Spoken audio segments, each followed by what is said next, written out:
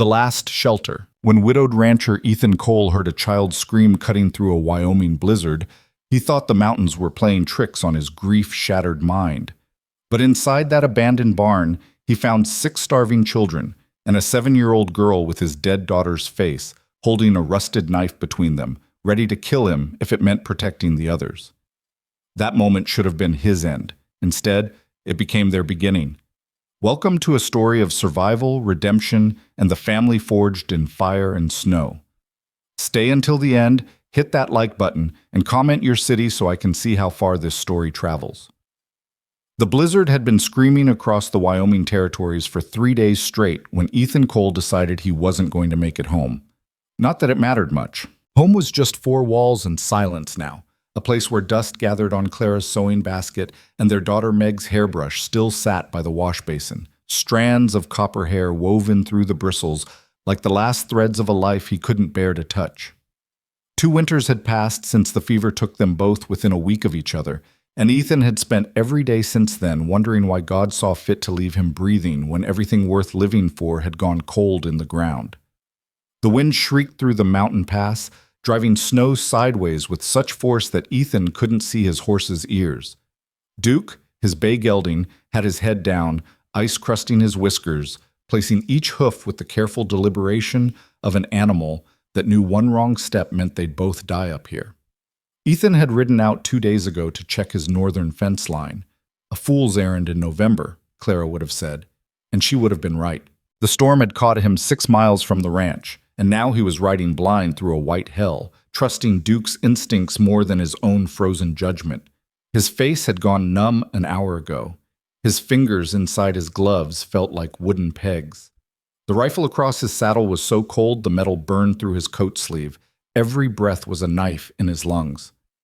This is how it ends, he thought with something almost like relief. Frozen on a mountain. At least it'll be quick. That was when he heard the scream. It cut through the wind, high, sharp, desperate. A child's scream. Ethan's head snapped up. For a moment he thought his mind had finally cracked, that grief and cold were conjuring ghosts. There were no children up here. No settlements for 10 miles. Nothing but wilderness and snow and the bones of miners who'd pushed too far into these mountains chasing silver. Then he heard it again. Duke's ears swiveled forward. The horse heard it too. Ethan straightened in the saddle, squinting through the snow. Visibility was maybe 20 feet. The scream had come from somewhere ahead, to the left. He touched his heels to Duke's ribs, and the horse moved forward, ears still locked on that sound. They pushed through a dense stand of pine, branches heavy with snow dumping their loads as they passed. The wind dropped for just a moment in the shelter of the trees, and Ethan saw it, a dark shape through the white curtain. A building. Not a natural formation, walls, a roof sagging under snow weight. The old Miller barn. Ethan had forgotten it was even here. The Miller family had tried to homestead this high valley 15 years back, built a barn, and started a cabin before the first winter killed the father and sent the rest fleeing back to civilization. The barn had stood empty ever since, slowly surrendering to weather and time. Another scream split the air, closer now, definitely coming from inside. Ethan pulled his rifle from its scabbard, checked that his revolver was loose in its holster, and swung down from the saddle. His legs nearly buckled. He'd been in the saddle so long his muscles had seized. He grabbed Duke's stirrup, forced his knees to lock, and stumbled toward the barn through knee-deep drifts. The barn door hung askew on broken hinges. Ethan approached from the side, rifle ready. Could be anything in there. Mountain lion denning up, injured bear, outlaws hiding from the law, or children. Though what in God's name children would be doing in an abandoned barn in a blizzard was beyond his frozen capacity to imagine. He pressed against the weathered wall beside the door, listening. The wind covered most sounds, but in a gap between gusts, he heard it, crying. Multiple voices. Young voices. Ethan's chest tightened. He stepped around the doorframe, rifle raised. The barn's interior was a cave of shadows. Snow had blown through gaps in the walls, piling in the corners. Old hay, rotted and frozen, covered half the floor. The miller's wagon sat collapsed against the far wall, one wheel missing. And in the corner, huddled together in a mass of ragged clothes and tangled hair, were children. 6 of them. Maybe 7. It was hard to tell where one ended and another began. They were so thin, Ethan could see the shape of bones through their clothes. Their faces were gray with cold and hunger, eyes huge and hollow. Standing in front of them, positioned between Ethan and the others, was a girl. She couldn't have been more than 7 years old. She wore a dress that might have once been blue, now so filthy and torn it was the color of old blood. Her feet were wrapped in rags. Her hair was a matted tangle of dark copper, hanging past her shoulders. And in her hand, held in a white-knuckled grip, was a knife. It was barely a knife, more rust than blade, the handle wrapped in dirty cloth. But the way she held it, the way her whole body was coiled like a spring, ready to fight, ready to kill if she had to. Ethan's breath stopped in his throat, because despite the grime, despite the hollow cheeks and the feral desperation in her eyes, he knew that face, the shape of her jaw, the set of her chin, the way her nose turned up just slightly at the end. Meg, his daughter's face, staring at him across the barrel of his rifle. The world tilted. For a moment, Ethan couldn't breathe, couldn't think. It wasn't possible. Meg was dead. He'd buried her himself, wrapped in Clara's wedding quilt, in the plot behind the house next to her mother. But this girl... Get back. Her voice was rough, rasping, barely more than a whisper. But it carried absolute conviction. Get back or I'll cut you. The knife shook in her hand, but she didn't lower it. Behind her, the other children pressed tighter together. One of them was crying, a thin, hopeless sound. Another was coughing, deep rattling coughs that spoke of pneumonia or worse. Ethan slowly lowered his rifle. His hands were shaking, and not from the cold. I'm not here to hurt you, he said. His voice came out hoarse, roughened by cold and shock. That's what they all say. The girl shifted her weight, adjusting her grip on the knife. Before they hurt us anyway. Who hurt you?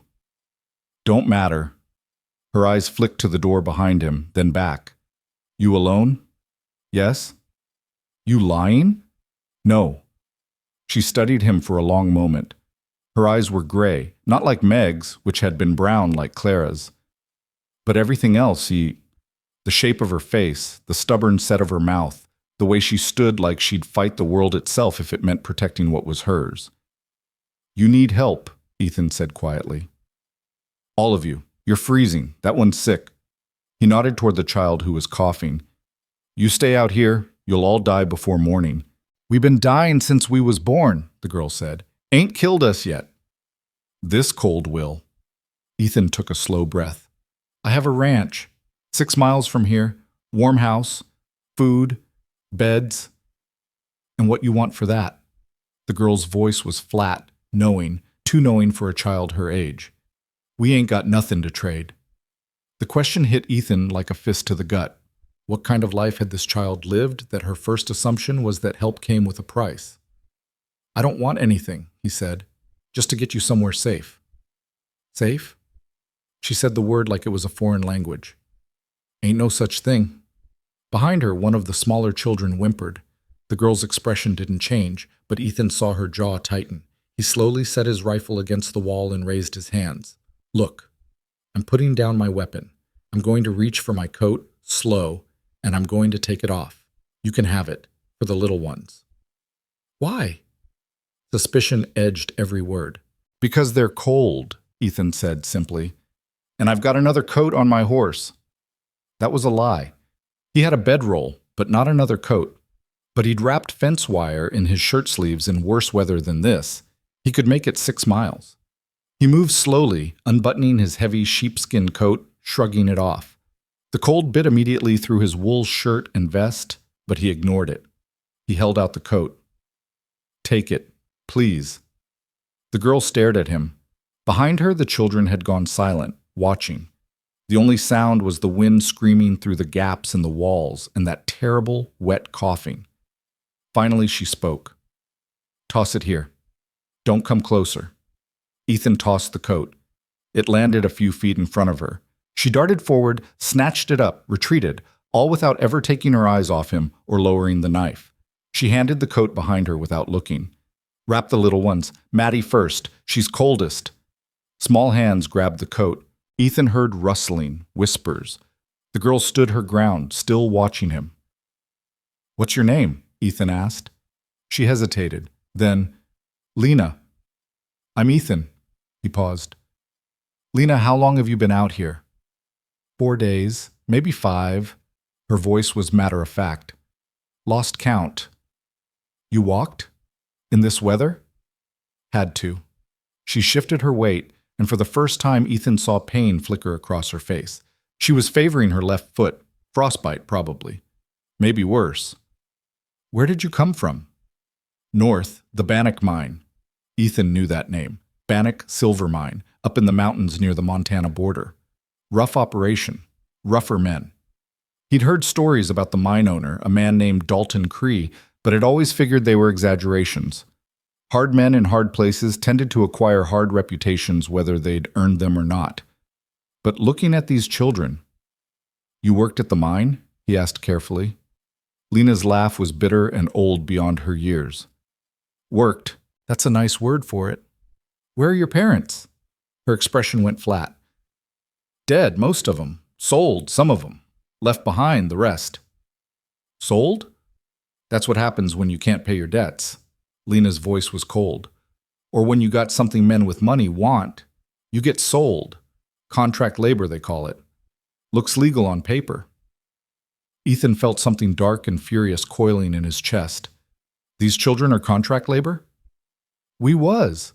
Lena lifted her chin. "Ain't no more. We left." "They let you leave?" "Didn't ask permission?" For the first time, something almost like pride crossed her face. "Tommy busted the lock. We ran when the shift boss was drunk. Walked for 3 days before the storm caught us. Been holed up here since." 3 days. Children walking through mountain wilderness in November. It was a miracle any of them were alive. "Lena," Ethan said quietly, "they're going to come looking for you." "I know." Her knuckles whitened on the knife. "That's why we got to keep moving soon as the storm breaks." "You won't make it. Look at them." Ethan gestured to the huddled mass of children. "Half of them can't walk another mile. That cough, that's pneumonia. Without medicine, she'll be dead in a week." "She'll be dead faster if we go back." "You don't have to go back." Ethan took a slow step forward. "Come with me. To my ranch. I can keep you safe." "You can't." Lena shook her head. "Mr. Cree owns the sheriff, owns the judge, owns half the territory. You hide us, he'll burn your house down and shoot you for theft of property." "You're not property, you're children." "Law don't see it that way, not when there's contracts." Ethan looked at the children behind her. The smallest couldn't be more than 4. The oldest boy, sitting with his back against the wall, looked about 12. Rail thin, watching Ethan with eyes that had seen too much. There was a girl about 9, holding a younger child against her chest. 2 more boys, maybe 6 and 8, wrapped together in Ethan's coat. 6 children. 6 faces marked by hunger and fear, and the kind of hard living that ground souls to dust. 6 children who'd made a desperate run for freedom and ended up trapped in a barn, waiting to freeze or starve or be dragged back to hell.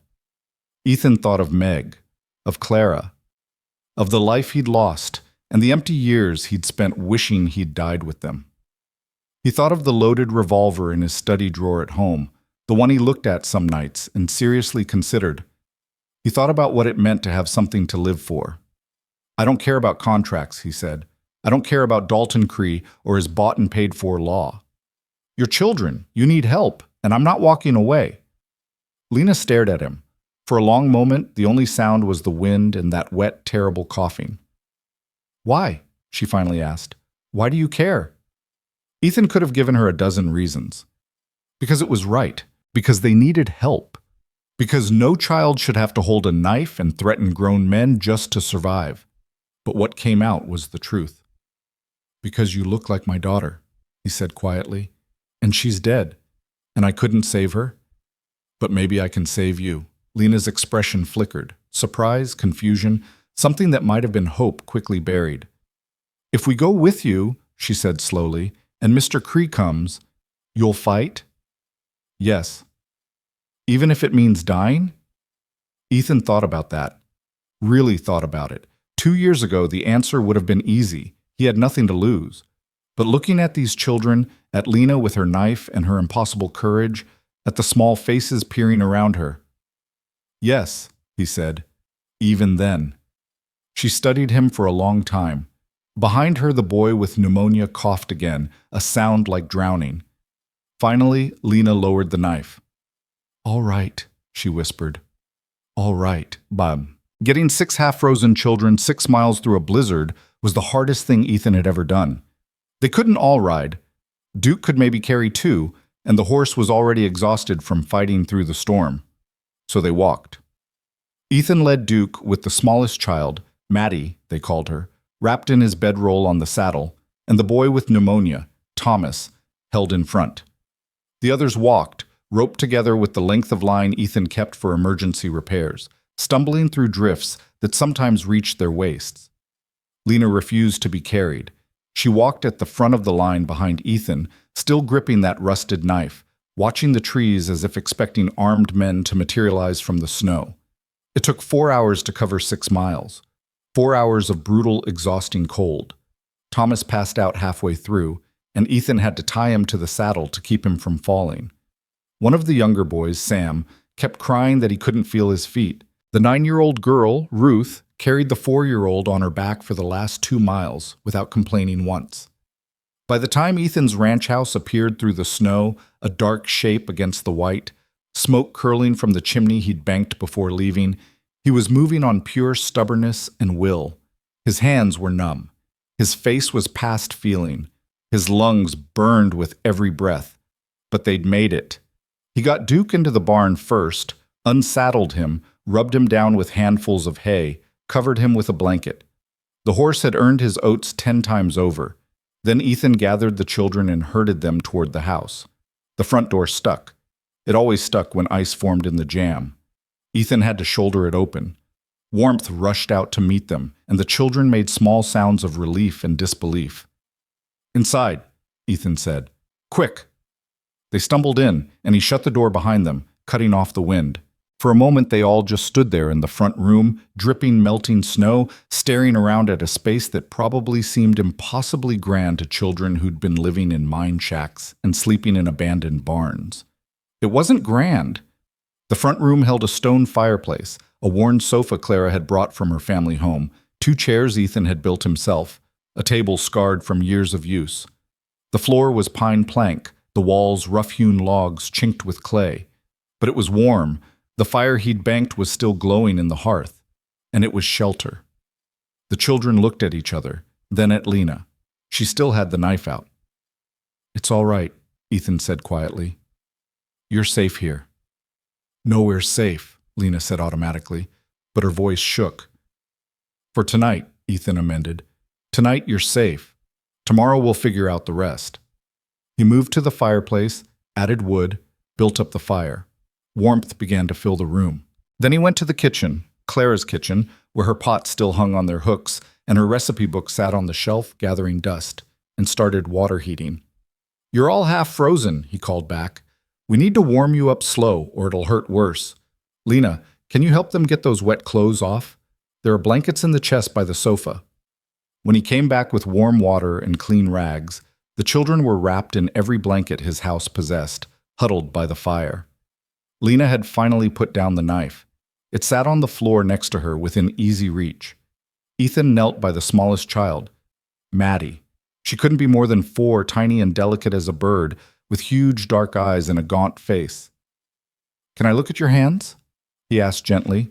She looked at Lena. Lena nodded. Maddie held out her hands. The fingers were white, bloodless. Frostbite. Ethan soaked the rags in warm water and wrapped her hands carefully, then her feet. She whimpered but didn't pull away. He went through each child the same way. Sam, maybe 6, with feet so frozen Ethan worried he might lose toes. Ruth, the 9-year-old who'd carried Maddie, stoic and silent as Ethan wrapped her blistered hands. Jack and Danny, brothers about 7 and 8, pressed together like they were afraid someone would separate them. And Thomas, the 12-year-old boy who'd led the escape. He was burning with fever, his breathing labored and wet. When Ethan peeled back his shirt, he found bruises covering his ribs, old ones, faded to yellow and green, and fresh ones, still purple-black. "What happened?" Ethan asked quietly. Thomas's eyes flickered to Lena. She answered for him. "Shift boss didn't like that Tommy worked slow," she said flatly. "Beat him with a length of chain, 3 days before we ran." Ethan's hands stilled on the cloth.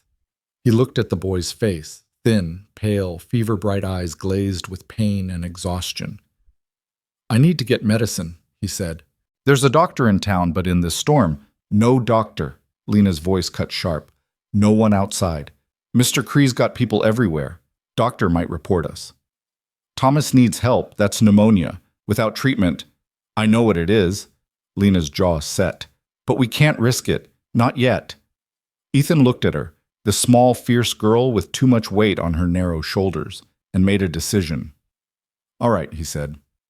"No doctor tonight. But I've got some medicine here. Fever reducer, willow bark for the pain. It's not much, but it might help." He went to the cupboard where he kept his medical supplies, meager as they were, and brought back what he had. He got Thomas to swallow some fever medicine, then made the boy as comfortable as possible on the sofa with every spare pillow in the house. Then he went to the kitchen and started making food. Soup. That's what they needed. Something warm and easy to digest. He found potatoes, carrots, an onion that wasn't too sprouted, salt pork from the cold cellar. He put it all in the big pot Claire used to use for Sunday dinners and set it to simmer. When he came back to the front room, the children were exactly where he'd left them, watching him with wary, exhausted eyes. "Food will be ready soon," he said. "While we're waiting, we should get you all properly warm. There are beds upstairs. When's the last time any of you slept in a bed?" Silence. The children looked at each other. "Never," Ruth finally said. "Never slept in a bed." Ethan felt something crack in his chest. "Well," he said roughly, "that changes tonight." He hadn't been upstairs since Clara and Meg died.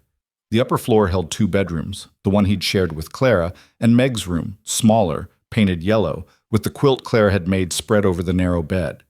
He made himself climb those stairs, made himself open Meg's door. The room was exactly as she'd left it. Her rag doll on the pillow, her small shoes by the bed, the curtains with the flower pattern Clara had sewn. Ethan stood in the doorway, gripping the frame, breathing through the pain. Then he went to the linen cupboard and pulled out every blanket and quilt he owned. He carried them downstairs.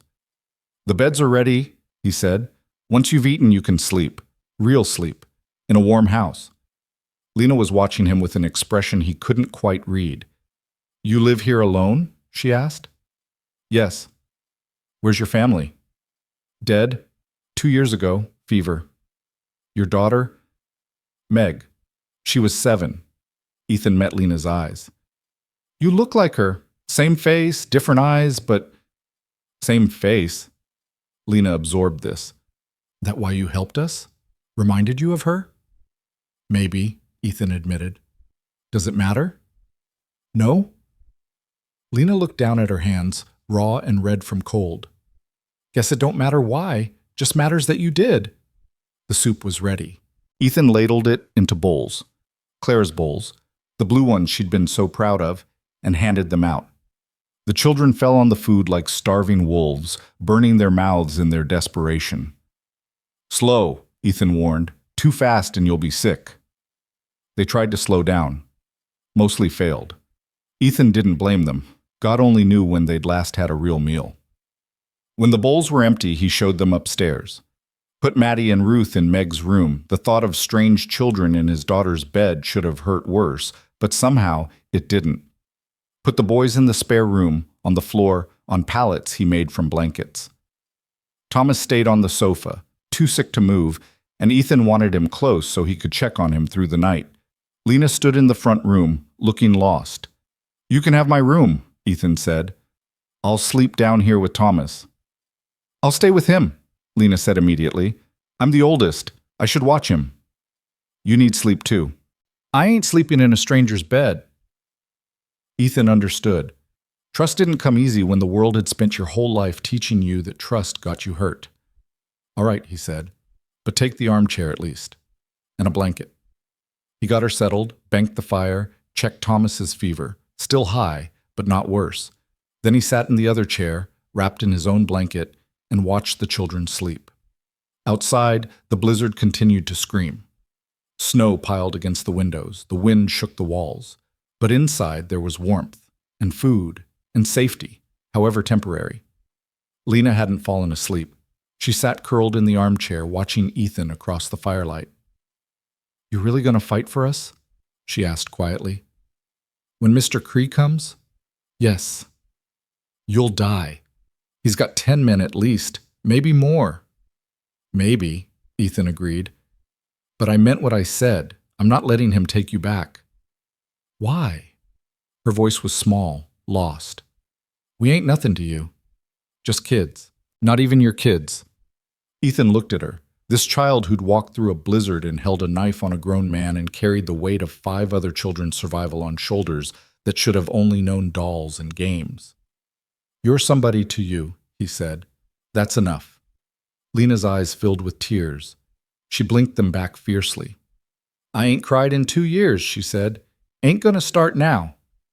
"It's all right if you do." "It ain't all right. Crying don't help nothing." But her voice shook. "Crying's what weak people do, and I can't be weak, not when they need me." "Being strong doesn't mean never crying," Ethan said gently. "It means carrying on even when you want to. You're the strongest person I've ever met, Lena, and it's all right to be tired." A single tear escaped, sliding down her dirty cheek. She scrubbed it away angrily. "I'm so tired," she whispered. "I'm so tired I can't hardly stand, but I can't stop. If I stop, something bad happens. Someone gets hurt, someone dies, so I can't stop." "You can tonight." Ethan leaned forward. "Tonight I'm awake. I'm watching. Nothing's going to happen to them. You can rest." "You promise?" "I promise." Lena looked at him for a long moment. Then, slowly, she closed her eyes. Within minutes, she was asleep. Ethan sat in the firelight, listening to the storm and the sound of breathing. 7 breaths, 7 lives, 7 souls who'd survived the impossible and ended up in his empty house by chance or fate or blind luck. He thought about Dalton Cree, about bought judges and contract labor and children beaten with chains. He thought about Clara and Meg, about the life he'd lost and the 2 years he'd spent waiting to die. And he thought about the loaded revolver in his study drawer and how he wouldn't be needing it anymore, because he had something to live for now. 6 somethings. 7, counting himself. A family forged in snow and desperation. Outside, the blizzard raged. But inside, Ethan Cole sat guard over sleeping children, and for the first time in 2 years, he felt something other than grief. He felt purpose. The storm broke on the 4th day. Ethan woke to silence, the kind of absolute quiet that only comes after days of howling wind. Pale morning light filtered through the frost-etched windows, turning the front room into something crystalline and strange. He'd fallen asleep in the chair sometime near dawn, his rifle across his lap, and now his neck ached and his back protested as he straightened. Thomas still slept on the sofa, his breathing easier than it had been. The fever had broken during the night. Ethan had woken every few hours to check, to give him water, to wipe his face with cool cloths. The boy's color was better now, less gray, though he was still desperately thin. Lena's chair was empty. Ethan's heart kicked hard. He was on his feet before he'd fully processed the fear, scanning the room. The knife was gone from where she'd left it by the hearth. His coat, hanging by the door, was missing too. She'd run. Taken the others and fled while he slept, back out into the cold because trust was a luxury children like her couldn't afford. Then he heard voices from the kitchen. He moved quietly to the doorway and stopped, hand on the frame, taking in the scene. All 6 children were crowded into Clara's kitchen. Lena stood at the stove. She'd dragged a chair over to reach, stirring something in a pot. Ruth was slicing bread, the knife enormous in her small hands, but her movements careful and precise. Maddie sat on the counter, bare feet swinging, watching everything with wide eyes. The boys were setting the table, laying out plates and forks with the intense concentration of children performing an unfamiliar ritual. They were making breakfast. "More salt?" Lena said, tasting whatever was in the pot. "Ruth, pass it." "We're almost out of bread," Ruth reported. "There's cornmeal in the cupboard. We can make Johnny cakes." Don't know how. I'll teach you. Tommy taught me last winter when Lena's voice caught. She recovered quickly. When we had cornmeal, Ethan watched them work together with the efficiency of a unit that had learned to survive by depending on each other. No wasted movement, no arguing. Each child knew their role. Sam noticed him first. Mr. Ethan's awake. All activity stopped. 6 faces turned toward him, wary and watchful. Ethan raised his hand slowly, showing he meant no threat. Morning. We're making breakfast, Lena said, defensive. Figured we should earn our keep. Found oats and milk in the cold cellar. Making porridge. You don't have to earn anything, Ethan said quietly, but I appreciate it. Some of the tension left Lena's shoulders. She turned back to the stove. Porridge will be ready soon. There's coffee on if you want it. Ethan moved into the kitchen, poured himself a cup of coffee from the pot on the back of the stove. It was strong enough to strip paint, the way he liked it, and he wondered how Lena had known. Probably just made it the way mine workers made it, strong enough to keep you upright through a 14-hour shift. He sat at the table and watched them finish preparing the meal. It struck him how small they all were, how thin, how their movements carried a precision born from scarcity. Nothing wasted, nothing dropped, every grain of oats precious. When they sat down to eat, they waited. All of them, hands in laps, watching him. What is it? Ethan asked. You're supposed to say grace, Jack said. Before eating. That's what Mama used to do. Before she died, or was sold, or vanished into whatever darkness had swallowed these children's families. Ethan hadn't said grace since Clara died, hadn't talked to God since the fever took his family and left him breathing in an empty house. But he saw the expectation in their faces, the need for ritual and normalcy and something that felt like family. He bowed his head. The children followed. For this food, he said slowly, and for safety from the storm, for warm beds and full bellies, for second chances.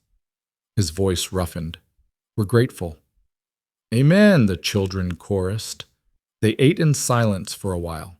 Ethan watched Lena portion out the food with mathematical precision, slightly larger servings for the boys who were growing, extra for Thomas who needed strength to fight off sickness, smallest for herself, though she tried to hide it. Lena, Ethan said. Take more. There's plenty. This is enough. It's not. You're as thin as the others. I'm fine. You're not. He reached across and ladled more porridge into her bowl. Eat. She glared at him, but she ate. Halfway through the meal, Thomas appeared in the doorway, leaning heavily against the frame. His face was pale, but his eyes were clear. Tommy! Maddie scrambled down from her chair and ran to him. He caught her with a wince, wrapped one arm around her. Hey, little bit. His voice was hoarse. You okay? We're eating real food, at a real table, in a real house. Thomas looked at Ethan over Maddie's head. Thank you. For everything. Sit down before you fall down, Ethan said. Ruth, get him a bowl. They made space for Thomas at the table, and he lowered himself carefully into the chair, moving like an old man. Ethan could see the pain in every breath he took, the way he held his ribs. The beating he'd taken had done real damage. How long were you at the mine? Ethan asked. The children exchanged glances. Thomas answered, his voice flat. 3 years. Since my father died in a collapse and left debts. Mr. Cree offered to forgive the debt if I worked it off. 3 years? You were 9? Yes, sir. And the rest of you? 2 years, Ruth said. After Mama got sick and couldn't pay the company doctor. 18 months, said Danny. Me and Jack together. Our pa owed gambling debts. I don't remember, Maddie whispered. I've been there long as I remember. Ethan's hands tightened on his coffee cup. And Lena? Lena didn't look up from her bowl. 1.5 years. They killed my ma when she tried to stop them taking me. The words fell into silence like stones into a well. They killed her, Ethan repeated carefully. In front of you. Shot her in the street, said she was interfering with legal business. Sheriff wrote it up as justifiable. Lena's voice was absolutely flat, empty of emotion. I was 5.5. Ethan set down his coffee very carefully, afraid he'd crush the cup. How many children does Cree have working the mine?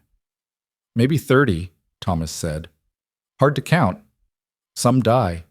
New ones come. And the law knows? The law works for Mr. Cree. Thomas coughed, then continued. He owns the judge, pays the sheriff. Anyone makes trouble, they disappear, or get buried in a cave-in that ain't nobody's fault. What about the mining inspector? Federal territories have— Inspector came once, Lena interrupted. Mr. Cree showed him papers, contracts signed by parents or guardians, all legal. Inspector looked at us, and we all knew, if we said anything, we'd be dead before he left town. She met Ethan's eyes. So we didn't say anything. And he left. And nothing changed. Ethan thought about the system that allowed this, contracts that sold children, officials who looked the other way, laws that protected property more than people. How did you get away? He asked. Tommy planned it, Lena said, for months, watching the guards, counting shifts, waiting for the right time. Thomas nodded. Shift boss drinks heavy on Saturday nights. Gets mean first, then passes out. Last Saturday, he passed out early. I got the key from his belt, opened the barracks. He looked down at his hands. There were 42 children. I told them all. Anyone who wanted to run, we were leaving. Most were too scared. Some were too sick. Some didn't believe we'd make it, Ruth finished quietly. Said we'd just die in the mountains. But we came anyway, Jack said. 6 of us. We came. And Charlie? Maddie whispered. Silence fell again, heavier this time. Who's Charlie? Ethan asked gently. My brother, Sam said, his voice breaking. He was 8. He was with us when we ran. But on the second day, he fell. Broke his leg. We couldn't— His breath hitched. We couldn't carry him. We tried, but he was hurting too bad and we were moving too slow and we could hear them coming, so we hid him, Thomas said, his voice rough. In a cave. Gave him all our food and water. Told him we'd come back for him once we found help. He looked at Ethan. Is that true? Can we go back for him? Ethan's chest felt like it was caught in a vice. A child, 8 years old, alone in the mountains with a broken leg. Even if Cree's men hadn't found him, even if he'd survived the blizzard. We'll try, he said, because he couldn't tell them the truth. Once the snow clears enough to travel, we'll try. Sam started crying, silent tears streaming down his face. Danny put an arm around his brother's shoulders. Lena's jaw was set so tight Ethan could see the muscle jumping. We shouldn't have left him. You didn't have a choice, Ethan said firmly. You were keeping the rest alive. That's what you had to do. Don't make it right. No, but it makes it survival, and that's not something to be ashamed of. Lena looked at him with old eyes. You ever had to choose who lives and who dies, Mr. Ethan? You ever had to leave someone behind? Ethan thought of Clara and Meg, of watching them burn with fever, of choosing which one to sit with in those final hours because he couldn't be in 2 places at once, of choosing Meg because she was a child, and then hearing Clara call for him from the other room in a voice he'd hear in nightmares for the rest of his life. Yes, he said quietly. I have. Lena studied his face. Whatever she saw there seemed to satisfy her because she nodded once and went back to her porridge. They finished breakfast in heavy silence. Afterward, Ethan sent the children to wash up while he cleared the table.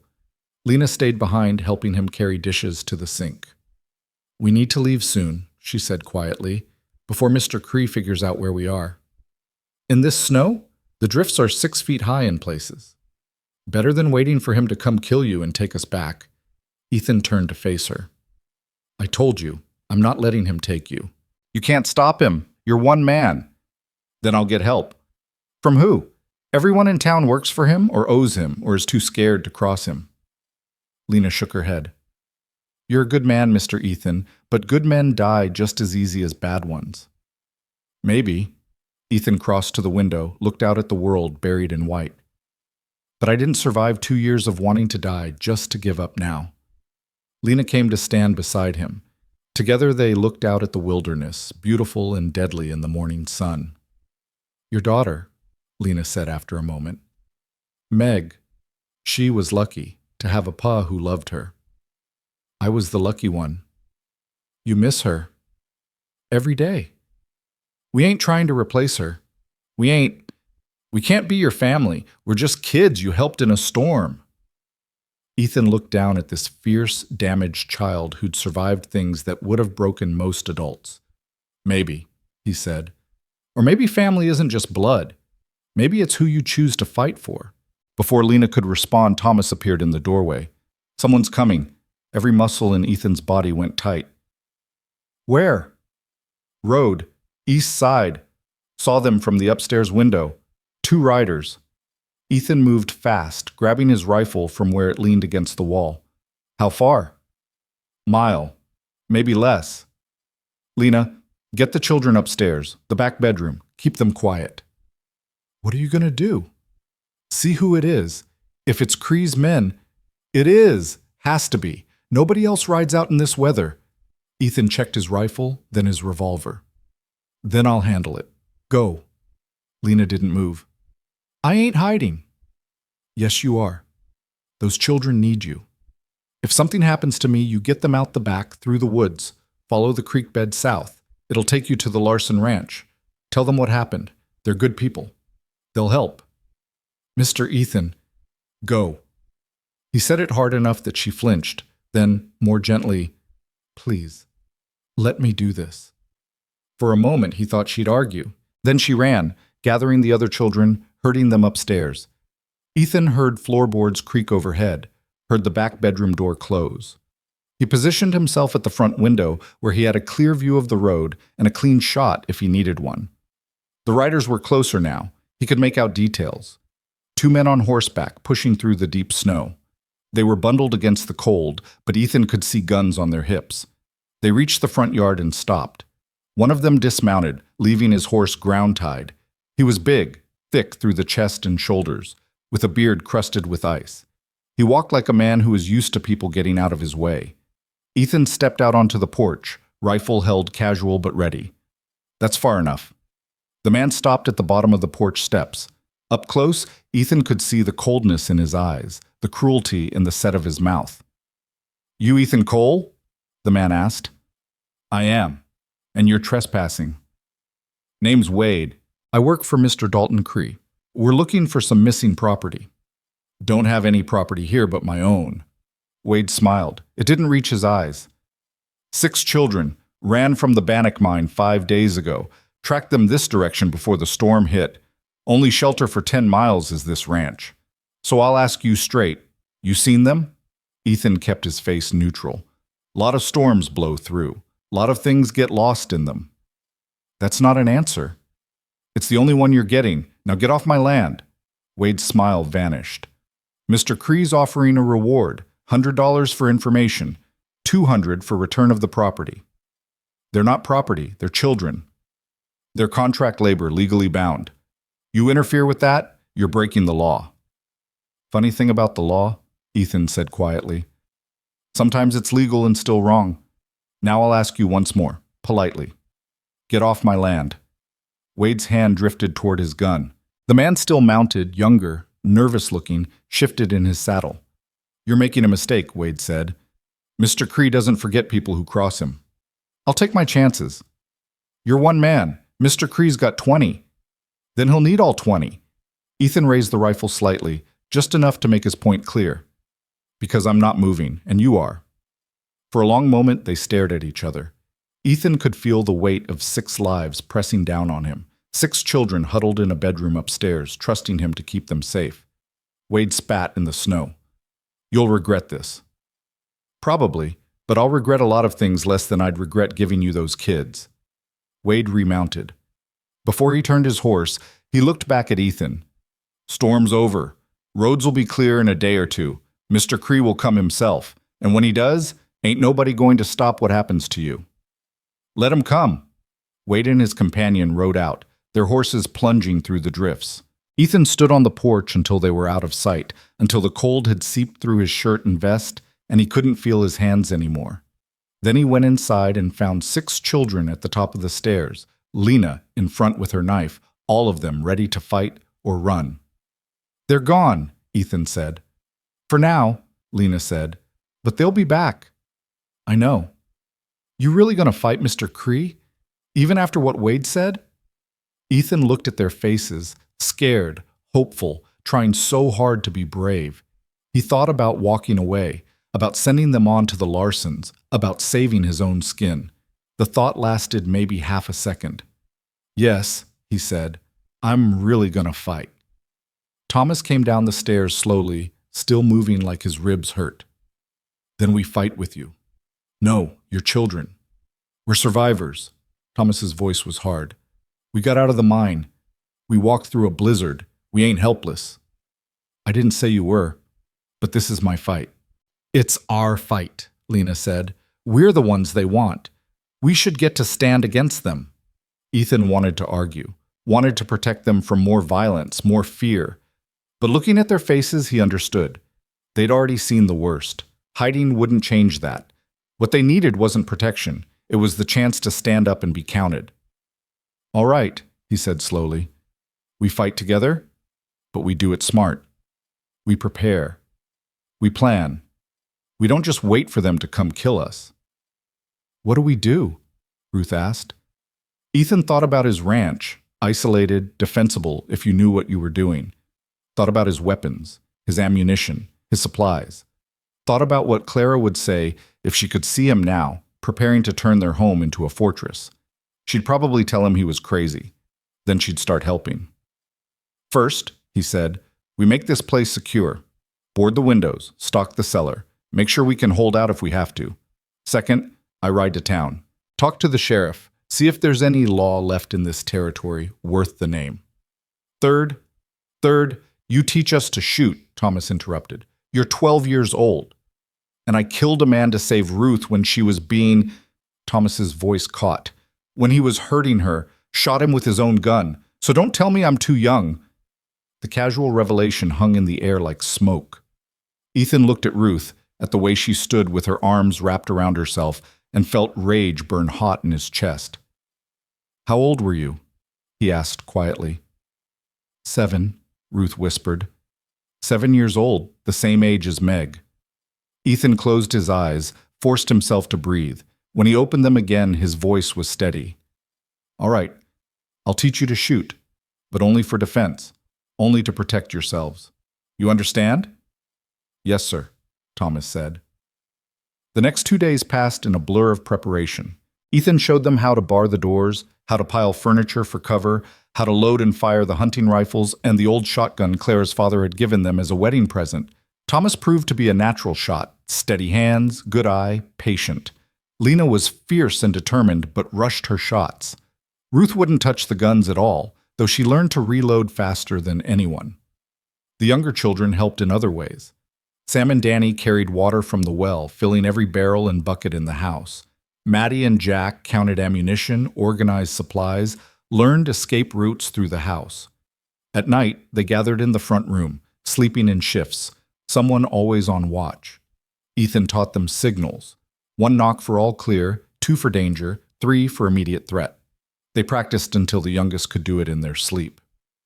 On the 3rd day, Ethan rode to town. Red Creek was 12 miles south, a collection of rough buildings huddled around a crossroads like they were trying to stay warm.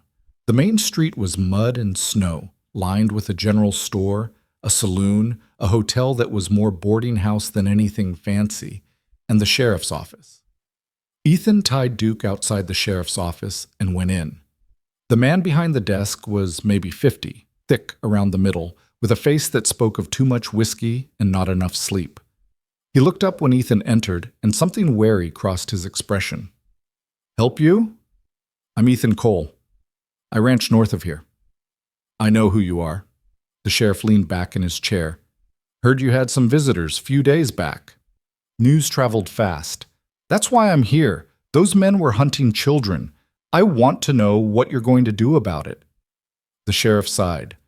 Mr. Cole, those children are contract labor, legally owned. You harboring them is theft. They're not owned. They're enslaved. Law says different. Then the law's wrong. Maybe. The sheriff spread his hands. But it's still the law, and I'm still the sheriff. I can't just ignore legal contracts because you don't like them. Those children were beaten, starved, worked like animals. One of them is 8 years old. And I'm sorry for that, truly. But my hands are tied. Mr. Cree has papers. Judge Wilson signed off on every contract personal. Judge Wilson works for Cree. That's a serious accusation. It's the truth. Everyone in this town knows it. Cree owns the judge, owns you, owns anyone with power to stop him. The sheriff's face went red. Watch yourself, Cole. Or what? You'll arrest me? For telling the truth? Ethan leaned forward, hands on the desk. 6 children risked death to escape that mine. That should tell you something about what's happening up there. It tells me they broke their contracts and need to be returned. I won't let that happen. The sheriff stood, hand dropping to his gun. That sounds like a threat. It's a promise. Those children are under my protection. Anyone tries to take them, they go through me. Then you'll die and they'll be taken anyway. Is that what you want? Ethan straightened. I want you to do your job. Investigate the mine. Look at how those children are treated. Stop hiding behind contracts and do what's right. What's right and what's legal ain't always the same thing. No, but a man still has to choose which one he'll serve. The sheriff sat back down, suddenly looking tired and old. Go home, Mr. Cole.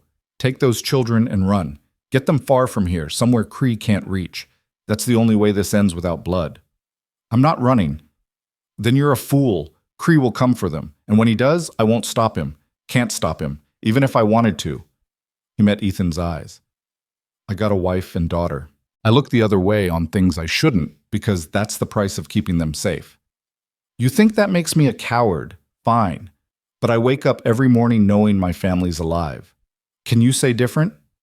Ethan stared at this broken man, at the compromise written in every line of his face, and felt something like pity. I had a wife and daughter, he said quietly. I lost them. So yeah, I can say different. I know exactly what it costs to lose the people you love. And I know I'd rather die fighting for something that matters than live knowing I stood by and let evil happen because it was easier. He turned and walked out before the sheriff could respond. Back on Duke, riding through the cold, Ethan let himself acknowledge the truth. He was alone in this. The law wouldn't help. The town wouldn't help. When Cree came, and he would come, it would be Ethan and 6 children against 20 men with guns and the law on their side. They were going to lose, probably going to die. But looking up at the mountains, at the white peaks sharp against the blue sky, Ethan found he didn't care. He'd spent 2 years in a fog of grief, going through the motions of living without really being alive. And now, preparing to fight a battle he couldn't win, he felt more awake than he had since Clara's death, because he had something worth dying for. 7 somethings, counting himself. A family built from snow and desperation, and the choice to stand when standing was the hardest thing in the world. He turned Duke toward home, toward the ranch and the children waiting there, and rode into the setting sun with his eyes wide open and his heart, for the first time in 2 years, fully alive. When Ethan rode back into the ranch yard that evening, the house was dark except for a single lamp burning in the front window, the signal they'd agreed on for all clear.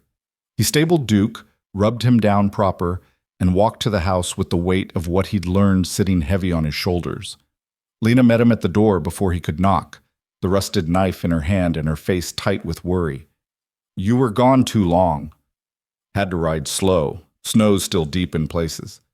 He stepped inside, stamping his boots clean. Everyone all right? We're fine. Tommy's fever came back some, but Ruth got it down with cold cloths. Sam saw riders on the ridge this afternoon, but they didn't come close. She followed him to the kitchen, watching him with those old eyes. What'd the sheriff say? Ethan hung his coat on the peg by the door and moved to the stove where coffee sat warming. He poured himself a cup, buying time, trying to find words that wouldn't sound like the death sentence they were. He said the law's on Cree's side. Said the contracts are legal and I'm committing theft by keeping you here. He turned to face her. He told me to run. Take you all and get as far from here as possible. But you ain't gonna do that. No. Why not? Thomas had appeared in the doorway, the other children clustered behind him. Makes sense. We could go to California, or Oregon, somewhere Mr. Cree can't find us. He'd find you, Ethan said flatly. Man like that doesn't let his property walk away. He'd send bounty hunters, track you across the whole country if he had to. And I can't protect you on the road. Too exposed, too vulnerable. He set down his cup. Here, we have a chance. Small one, but a chance. We know the land. We can fortify. We can make them pay for every inch. You mean fight, Ruth said quietly. Yes. And die, Lena added. Ethan looked at each of their faces, scared but not surprised, like they'd known all along how this would end. Maybe, probably, but at least you'll die free. And if we're lucky, if we're smart, maybe some of you will make it out. Some of us. Thomas's voice was bitter. You mean the little ones. You'll make sure they escape while we hold Cree off. If it comes to that, yes. That ain't fair. No, but life isn't fair. You already know that better than most. The silence stretched. Then Maddie pushed past the older children and walked straight to Ethan. She was so small, barely came up to his belt. She looked up at him with those huge dark eyes. Will it hurt? She asked. Dying? The question punched the air from Ethan's lungs. He knelt down so he was eye level with her, this tiny child who'd seen too much already. I don't know, sweetheart. Maybe. But I promise you this. I won't let them take you back to that mine. Whatever happens, you won't go back there. My mama said dying don't hurt if you ain't scared. Maddie's voice was matter of fact. She said, you just go to sleep, and when you wake up, everything's better. Your mama was right. Do you believe that? About waking up better? Ethan thought about Clara and Meg, about whether they were somewhere better now or just gone into darkness. He didn't know, didn't think anyone really did. But looking at Maddie's face, he knew what answer she needed. Yes, he said, I believe it. She nodded, satisfied, and went back to stand with the others. Lena was watching him with an unreadable expression. You're a good liar, Mr. Ethan. I'm a bad liar, but sometimes lies are kinder than truth. Truth is we're all going to die here. Maybe, but we're not dead yet, and while we're alive, we fight. He stood, addressing all of them. I need to know, are you with me all the way? Because if you want to run, if you want to try for the Larson Ranch, or head for the territories, I'll understand. I'll help you go, but if you stay, it's together. No one gets left behind. No one fights alone. They looked at each other, those children who'd survived mine shafts and beatings and a winter blizzard. Some silent communication passed between them. We stay, Thomas said. The others nodded. Even you? Ethan asked Maddie. Even me. Then we've got work to do. Come on. He led them to the cellar, down the narrow stairs into the cool darkness that smelled of earth and stored vegetables. In the back corner, covered with old canvas, was a trunk Ethan hadn't opened in 2 years. He pulled off the canvas and knelt by the trunk. The lock was rusted, but it still opened to his key. Inside, wrapped in oilcloth, were things he'd hoped never to use again. What is all this? Thomas asked, peering over his shoulder. My war. Ethan pulled out a gun belt, checked the revolver, a Colt Army, well-maintained despite the years. I was a Union soldier, sharpshooter, served under Colonel Morrison's command, fought through Tennessee and Georgia. He unwrapped another bundle, a rifle custom-built with a scope. After the war, I came west to forget, met Clara, built this ranch, tried to be a different man. You killed people, Lena said. Not a question. Yes, more than I can count, more than I want to remember. And you gonna kill again. For us. Ethan met her eyes. I'm gonna defend us. All of us. If that means killing, then yes. He pulled out the rest of the trunk's contents. Ammunition, powder, cleaning supplies. A knife with a blade that had seen hard use. The tools of a man who'd learned killing as a trade. Can you teach us? Thomas asked. Really teach us? Not just shooting, but everything. How to fight. How to survive. You already know how to survive. We know how to run and hide. That ain't the same as fighting back. Ethan looked at this 12-year-old boy with bruises still fading on his ribs and something hard and determined in his eyes. Looked at Lena with her rusted knife and her refusal to be a victim. looked at all of them and saw not children, but soldiers in a war they'd been drafted into by circumstance and cruelty. "All right," he said, "I'll teach you everything I know. But you do exactly what I say, when I say it. No arguments, no hesitation.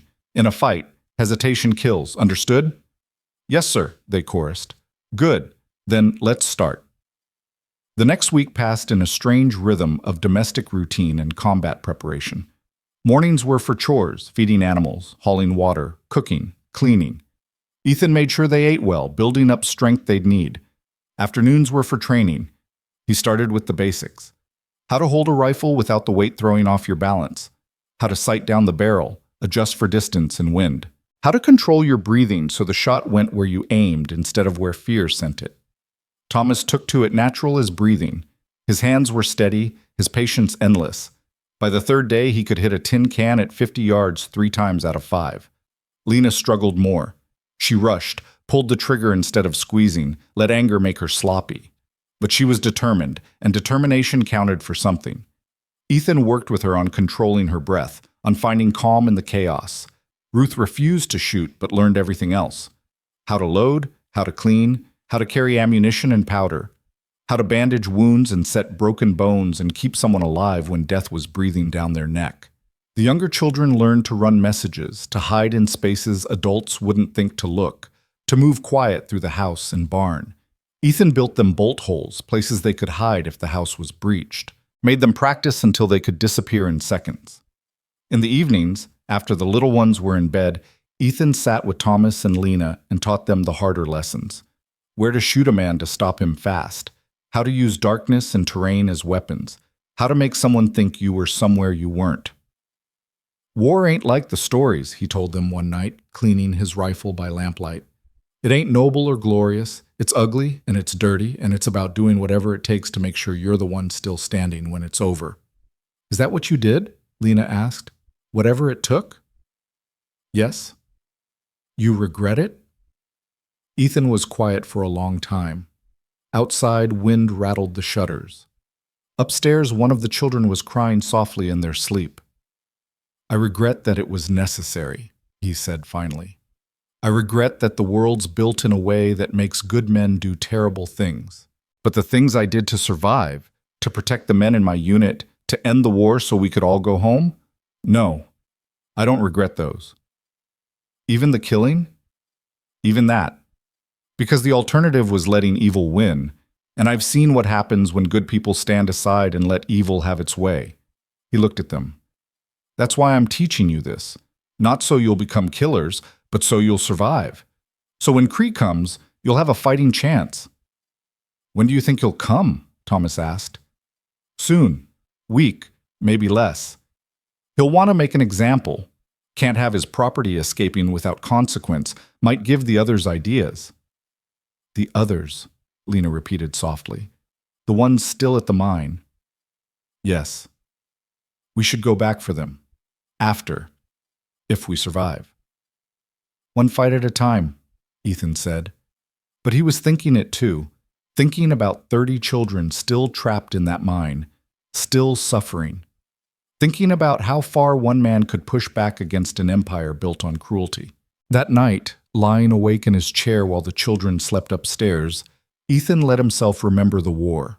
Not the big battles, the famous fights, but the small moments, the men he'd served with, the choices he'd made, the line between soldier and murderer, and whether he'd crossed it. He'd killed his first man at 19. A Confederate soldier, barely older than Ethan, who'd had the bad luck to be standing guard when Ethan's unit came through. Ethan had put a bullet through his heart from 200 yards, watched him fall, and felt nothing but relief that the man hadn't raised an alarm.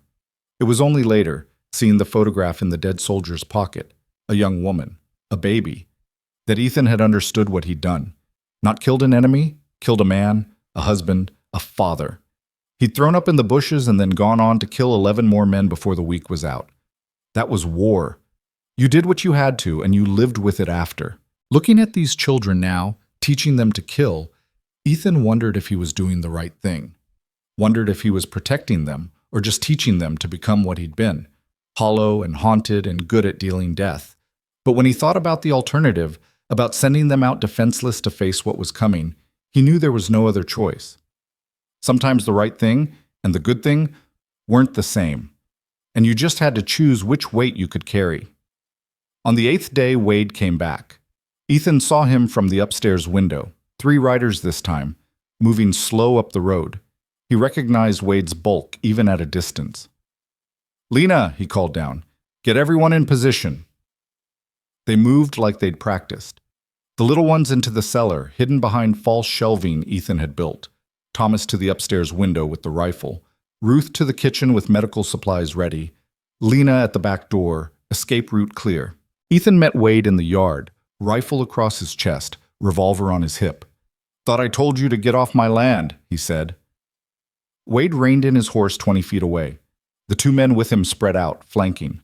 One had a shotgun across his saddle. The other wore 2 pistols, tied down low like a gunfighter.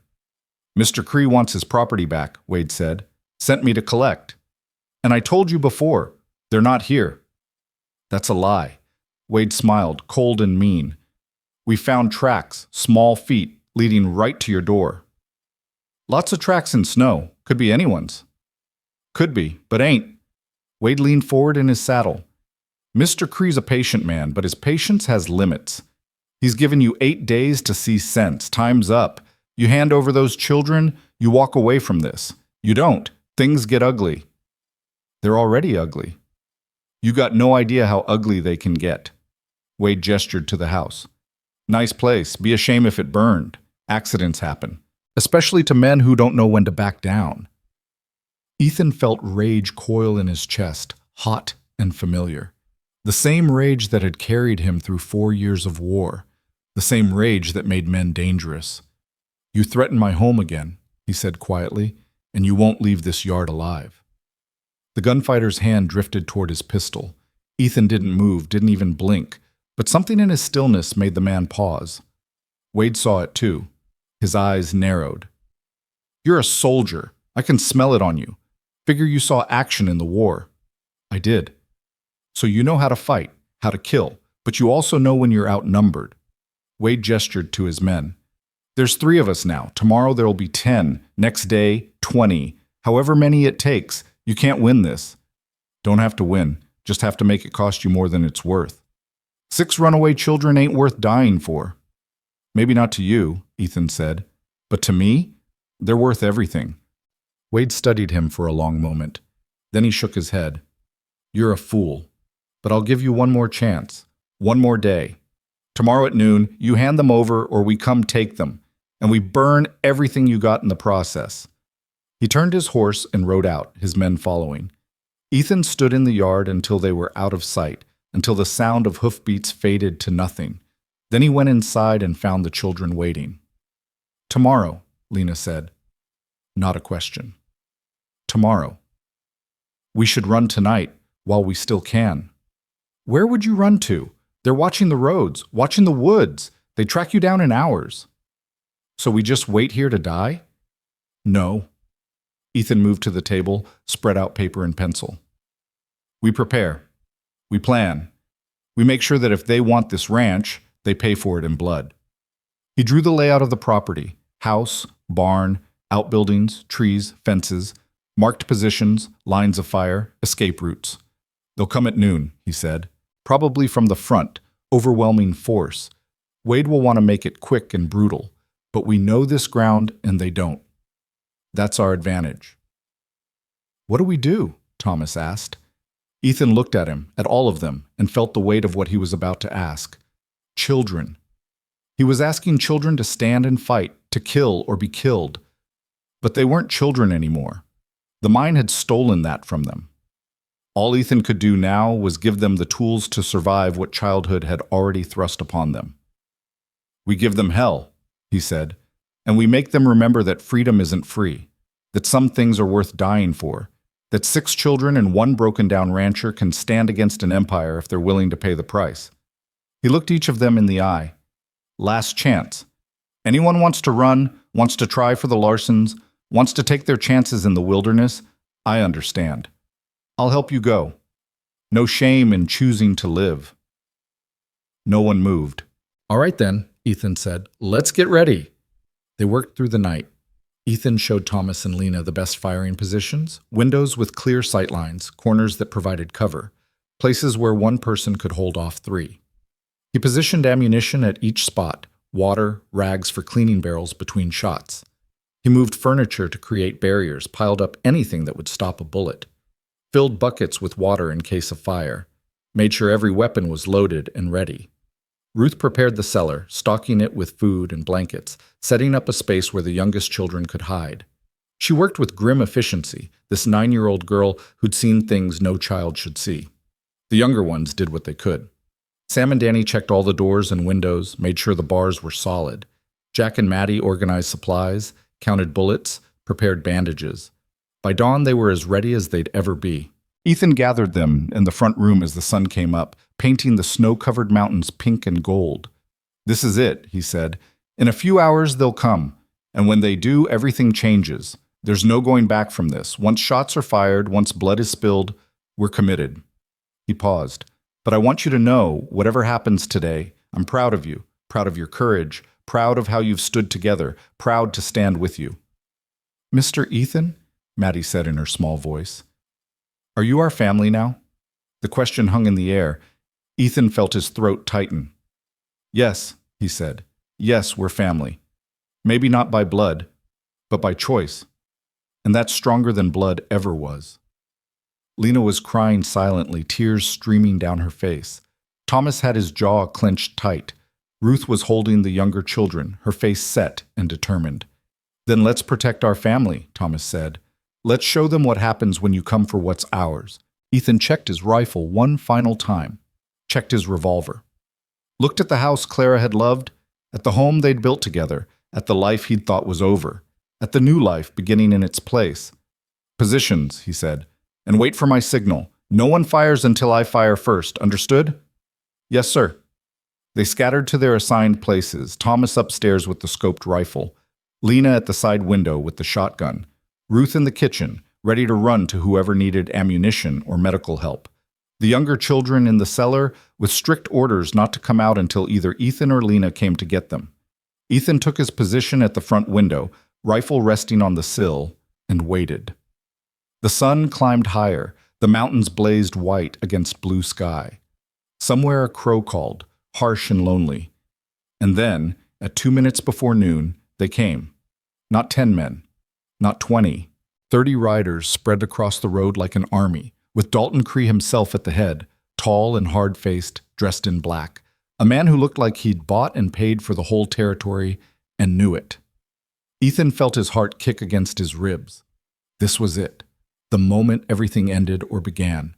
He thought of Clara one last time, of Meg, of the life he'd lost and the life he'd found. Then he raised his rifle, sighted down the barrel, and waited for Dalton Cree to make his move. Dalton Cree sat his horse like a man who'd never been told no in his life. Even at a distance, Ethan could see the expensive cut of his coat, the silver trim on his saddle, the way the men around him stayed just slightly behind, not out of respect, but out of fear.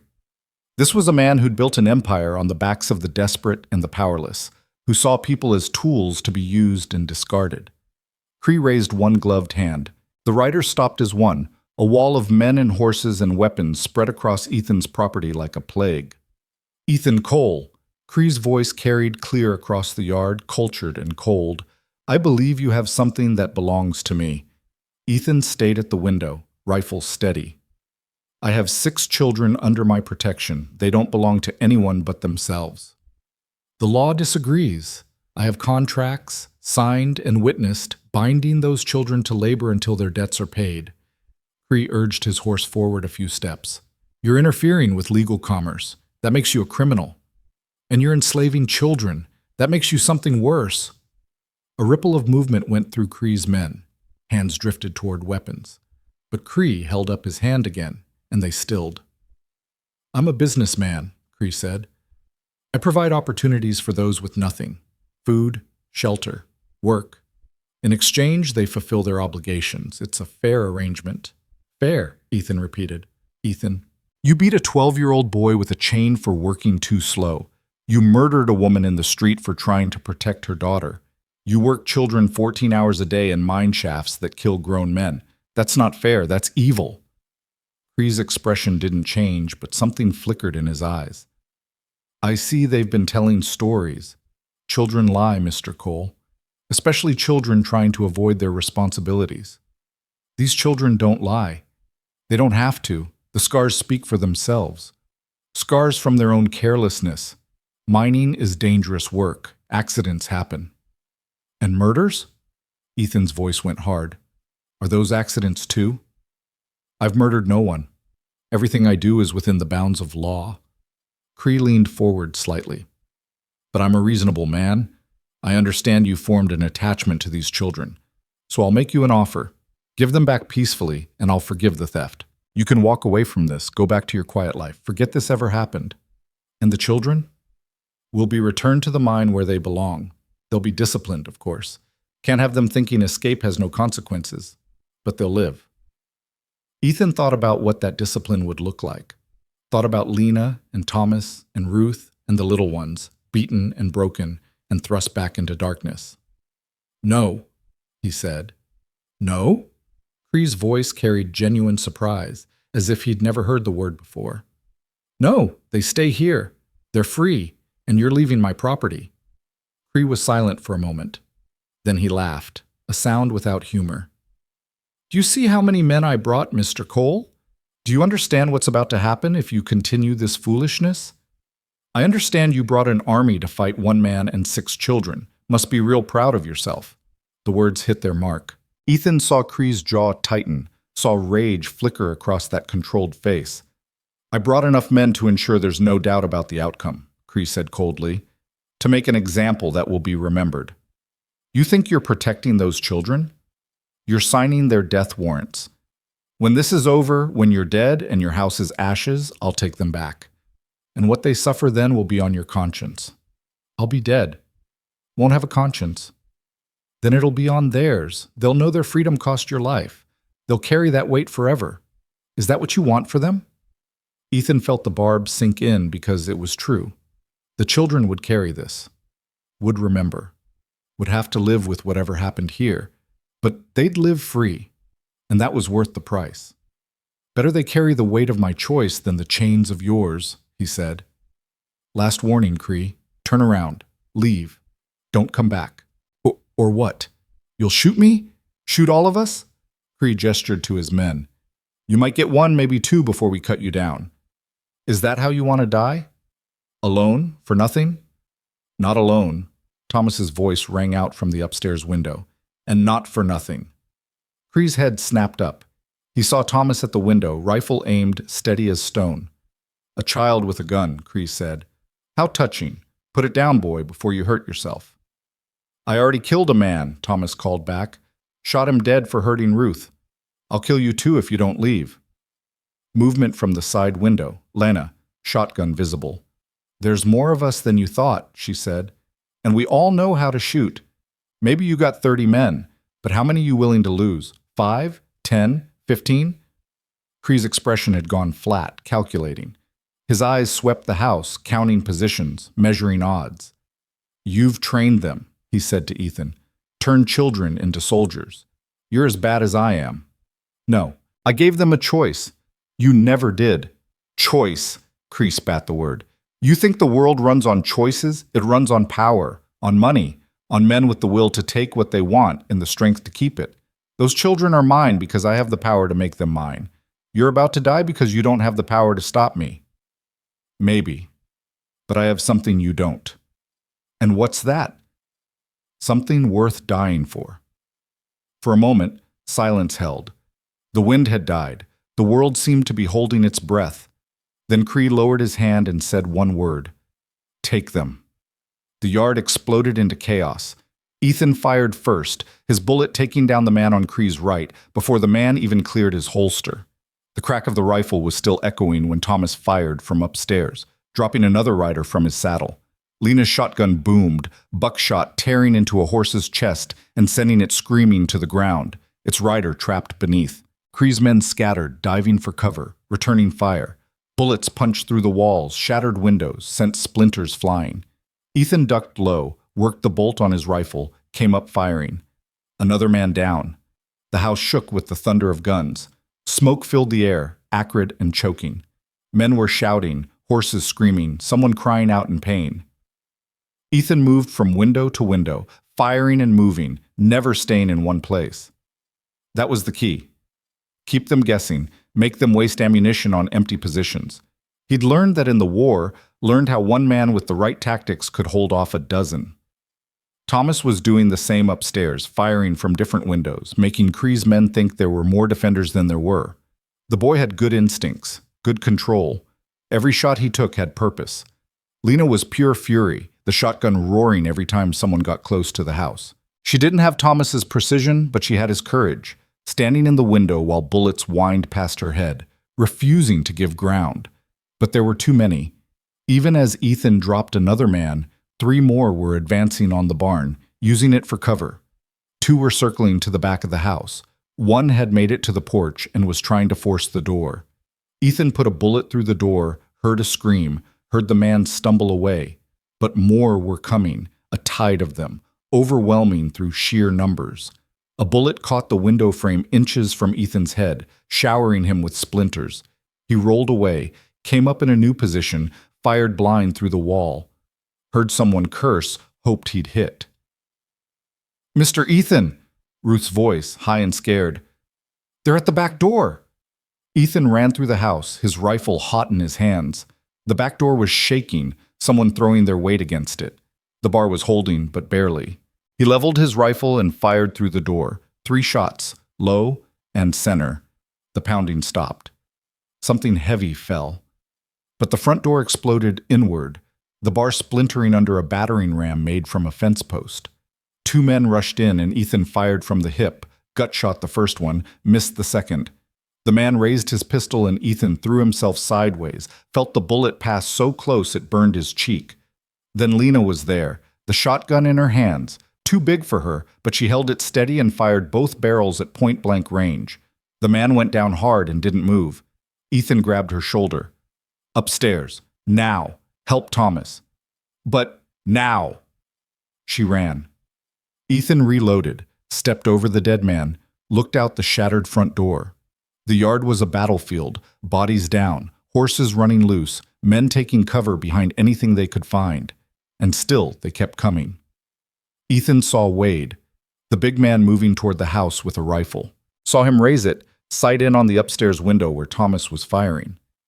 Ethan didn't think. He stepped into the doorway, raised his rifle, and fired. The bullet took Wade in the chest. The big man looked down at the spreading red stain, looked up at Ethan with something like surprise, and fell. But the moment of exposure cost Ethan. A bullet clipped his left arm, spinning him around. Pain exploded through his shoulder. He stumbled back into the house, his left arm suddenly useless. Ruth was there, face pale but determined. "Let me see." "Not now." "Let me see." She pushed him into a chair, ripped his sleeve open. The bullet had torn through the meat of his shoulder, missing bone but leaving a hell of a wound. Blood soaked his shirt, dripped onto the floor. Ruth worked fast, packing the wound with cloth, wrapping it tight. Her hands were steady even though Ethan could see her shaking. "You're going to be okay," she said. It sounded like she was trying to convince herself. "I know. You did good, Ruth. Real good." An explosion rocked the house. The windows on the south side shattered inward, glass spraying everywhere. They were using dynamite now, trying to bring the whole house down.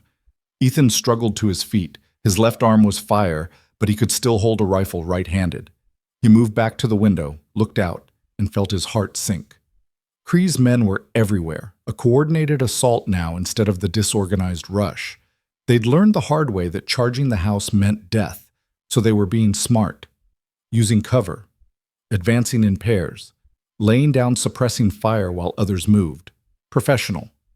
These weren't just mine guards and hired thugs. Some of them were soldiers, real soldiers who knew what they were doing. And Ethan was down to 1 good arm with 2 children and 4 rifles against what looked like 20 men still standing. The math was simple and brutal. They were going to lose. Another explosion, this one at the barn. Flames leaped up, hungry and bright. They were burning him out, destroying everything, making sure there was nothing left. Ethan thought about the little ones in the cellar, about Maddie and Sam and Danny and Jack, thought about how long they'd last if the house came down on top of them. "Lena," he called up the stairs, "get everyone to the cellar, now! We can still fight. It's over. Get them to safety." He heard running footsteps overhead, heard Lena and Thomas arguing, heard them finally moving toward the back stairs that led down to the kitchen. Ethan stayed at the window, firing when he had a target, forcing Cree's men to keep their distance, buying time for the children to get below. A bullet smashed through the window next to him. Another punched through the wall. They were closing in, the circle tightening. He fired his last round, reached for more ammunition, and found he was out. The pouch at his belt was empty. The boxes they'd stocked around the house were all upstairs or in rooms now filled with smoke and fire.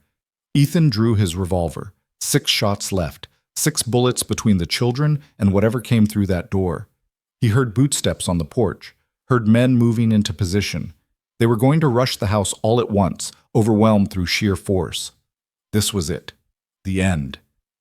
Ethan thought about Clara, about seeing her again if there was anything after this. Thought about Meg, about the family he'd lost and the family he'd found, and how strange it was that both had led him to this moment, standing in a burning house with a gun in his hand and children depending on him to hold the line.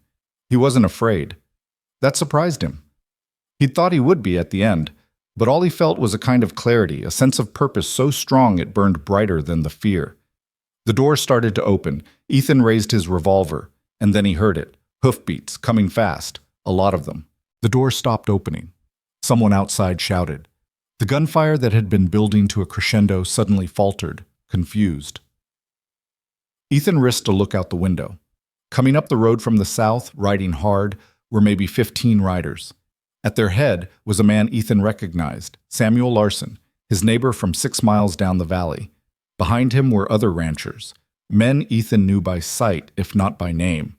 Hard men, frontier men, the kind who carved lives out of wilderness and didn't take kindly to empires built on suffering. And riding with them, wearing a deputy's badge that caught the sunlight, was a young man Ethan had never seen before. He was maybe 25, tall and lean, with a kind of face that looked like it didn't smile much. But his eyes were sharp and clear, and when he spoke, his voice carried absolute authority. "This is Deputy Marshal James Hendricks, United States Federal Court," he called out. "Every man here is to lower his weapons immediately and submit to arrest." Cree wheeled his horse around. "On what charge?" "These are my men, on my business, recovering my property." "On charges of human trafficking, child endangerment, murder, attempted murder, and corruption of territorial officials." Hendricks pulled a document from his coat. "I have federal warrants for the arrest of Dalton Cree and his known associates. I also have documentation of witness testimony from children who escaped the Bannock mine, testimony taken in Denver 2 days ago." Ethan's mind reeled. Denver. 2 days ago. That meant Charlie, he breathed. The boy they'd left behind. The 8-year-old with the broken leg. Someone had found him. Someone had listened to him and brought the law that actually mattered. Cree's face had gone white. "Those warrants are worthless. Judge Wilson has been arrested on federal corruption charges," Hendricks cut in, "as has Sheriff Morton. This is a federal matter now, Mr. Cree. Territorial law doesn't apply. You can't do this. I have rights. You have the right to surrender peacefully or be shot down where you sit. Choose now." For a long moment, Cree stared at the deputy marshal. Then he looked around at his men, at the bodies on the ground, at the burning barn and the house full of bullet holes. At the cost of his empire, written in blood and fire. His shoulders sagged. He dropped his reins. "I surrender." "Smart choice." Hendricks gestured to the ranchers. "Disarm them. All of them. Anyone resists, shoot them." The ranchers moved in, professional and efficient. Cree's men, seeing how the wind was blowing, didn't resist. Within minutes, they were disarmed and lined up in the yard, hands bound. Hendricks rode up to the house. "Ethan Cole?" Ethan stepped onto the porch, revolver still in his hand, blood soaking his shirt. "That's me." "The children? They all right?" "In the cellar, safe." "Good. Keep them there until we get this sorted." Hendricks looked at the house, at the damage, at the bodies. Hell of a fight you put up. Had to. I know. Charlie told us everything. Smart kid. Flagged down a patrol 2 days after you left him. Led them right to a cave full of documentation Cree's bookkeeper had hidden. Names, dates, payments, bodies. Everything we needed to build a case that would hold up in federal court. Ethan felt his knees go weak. They'd survived. Not just the fight. All of it. The children were safe. Cree was finished. Charlie, he said hoarsely, is he alive? Legs healing. He's in Denver with a family that's looking after him until this is settled. Hendricks dismounted, climbed the porch steps. You did good, Mr. Cole. Damned good. Most men would have turned those children over or run. You stood. Didn't have a choice. You did. And you made the right one. Hendricks looked past Ethan into the house. Let's get those kids up here. They need to see this. Need to know it's really over. Ethan called down to the cellar, heard movement, hesitant footsteps. Then Lena appeared, shotgun still in her hands, face streaked with powder smoke and tears. It's safe, Ethan said gently. Come on up. All of you. They came slowly, blinking in the light, not quite believing. Thomas with his rifle. Ruth with her medical supplies. The little ones, wide-eyed and silent. They stood on the porch and looked out at Dalton Cree, bound and beaten, his empire in ruins around him. Is it true? Lena whispered. Is he really arrested? Federal charges, Hendricks confirmed. He'll hang for what he's done. Him and everyone who helped him. Lena started crying, deep, wrenching sobs that shook her whole body. Thomas put an arm around her shoulders. Ruth was crying too, silent tears streaming down her face. The little ones just stared, too young to fully understand, but old enough to know something fundamental had changed. Samuel Larson rode up, dismounted. He was a big man with kind eyes and a weathered face. Ethan, we came soon as we heard. Wish we'd gotten here sooner. You got here when it mattered. Ethan shook his hand with his good arm. How'd you know to come? Charlie. After the marshals got his testimony, they sent word to every ranch within 50 miles. Asked if anyone knew you, knew where you lived. I came running, brought everyone I could. He looked at the children. These the ones you've been protecting? These are them. Then they're welcome in my home, yours, anyone's who'll take them. Whole Valley's been talking about what you did, about how you stood up to Cree when no one else would. Larson's voice was rough with emotion. You made us all ashamed, Ethan. Ashamed we didn't stand sooner, but we're standing now. Other ranchers were coming forward, offering help, offering homes, offering solidarity. These were hard men, frontier men, but Ethan saw tears in more than one set of eyes. Hendricks was organizing his prisoners, preparing them for transport. He came back to the porch one last time. Mr. Cole, I'll need formal statements from you and the children, for the trial. Can you bring them to Red Creek in a few days? We'll have federal judges there by week's end. We'll be there. Good. Hendricks hesitated. What you did here? It matters. More than you know. Charlie's testimony exposed Cree's whole operation. We've already freed 32 children from the mine, found mass graves, evidence of decades of abuse.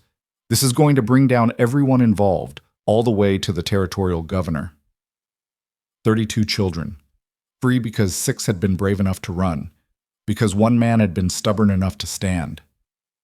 The children, Ethan said, the ones from the mine. Where will they go? Orphanages, mostly. Some have family we can track down. Others, Hendricks shrugged. We'll do our best for them. Ethan looked at the 6 children beside him, at Lena and Thomas and Ruth and the little ones, at his family, forged in fire and desperation. They can stay here, he heard himself say. All of them. Any child who needs a home. This ranch is big enough. Land's good enough. We'll make it work. Lena looked at him with shining eyes. You mean it? I mean it. You're my family now. All of you. And family takes care of family. The children rushed him then, all 6 of them, wrapping their arms around him, careful of his wounded shoulder, crying and laughing and whole. Ethan held them as best he could with one good arm and felt something crack open in his chest, something that had been frozen since Claire and Meg died. Felt warmth flood in where there'd been only cold. Felt like maybe, just maybe, he could live again. The sun was setting when Cree and his men were finally loaded into wagons for transport. Ethan stood on his porch, surrounded by children and neighbors, and watched his enemy taken away. Cree looked back once, his face twisted with hate and defeat. Ethan met his eyes and felt nothing but pity. This man who'd built everything on cruelty, who'd thought power and money could protect him from justice, was learning what Ethan already knew. That in the end, what mattered wasn't what you took. It was what you gave, what you fought for, what you were willing to die to protect. And Dalton Cree had nothing worth dying for, while Ethan had everything. The neighbors stayed until dark, helping clear the bodies, putting out the last of the barn fire, boarding up the worst of the bullet holes. Samuel Larson's wife brought food, real food, hot and plentiful, and the children ate like they were afraid it might disappear if they looked away.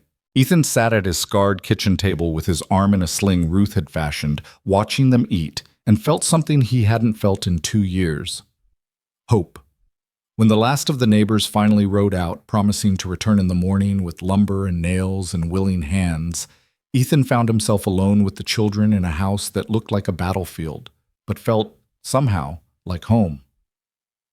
"We should clean up," Lena said, looking at the blood on the floor, the shattered glass, the splintered furniture.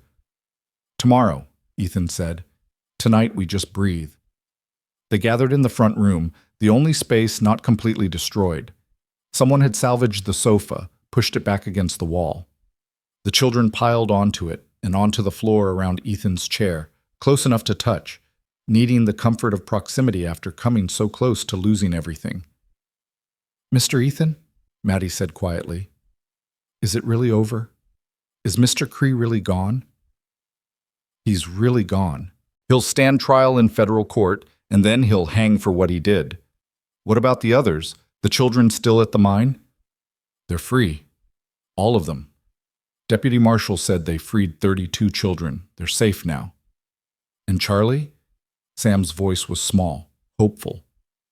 "He's really alive." "He's alive. His leg is healing. The marshal said he's with a good family in Denver." Sam started crying again, silent tears of relief.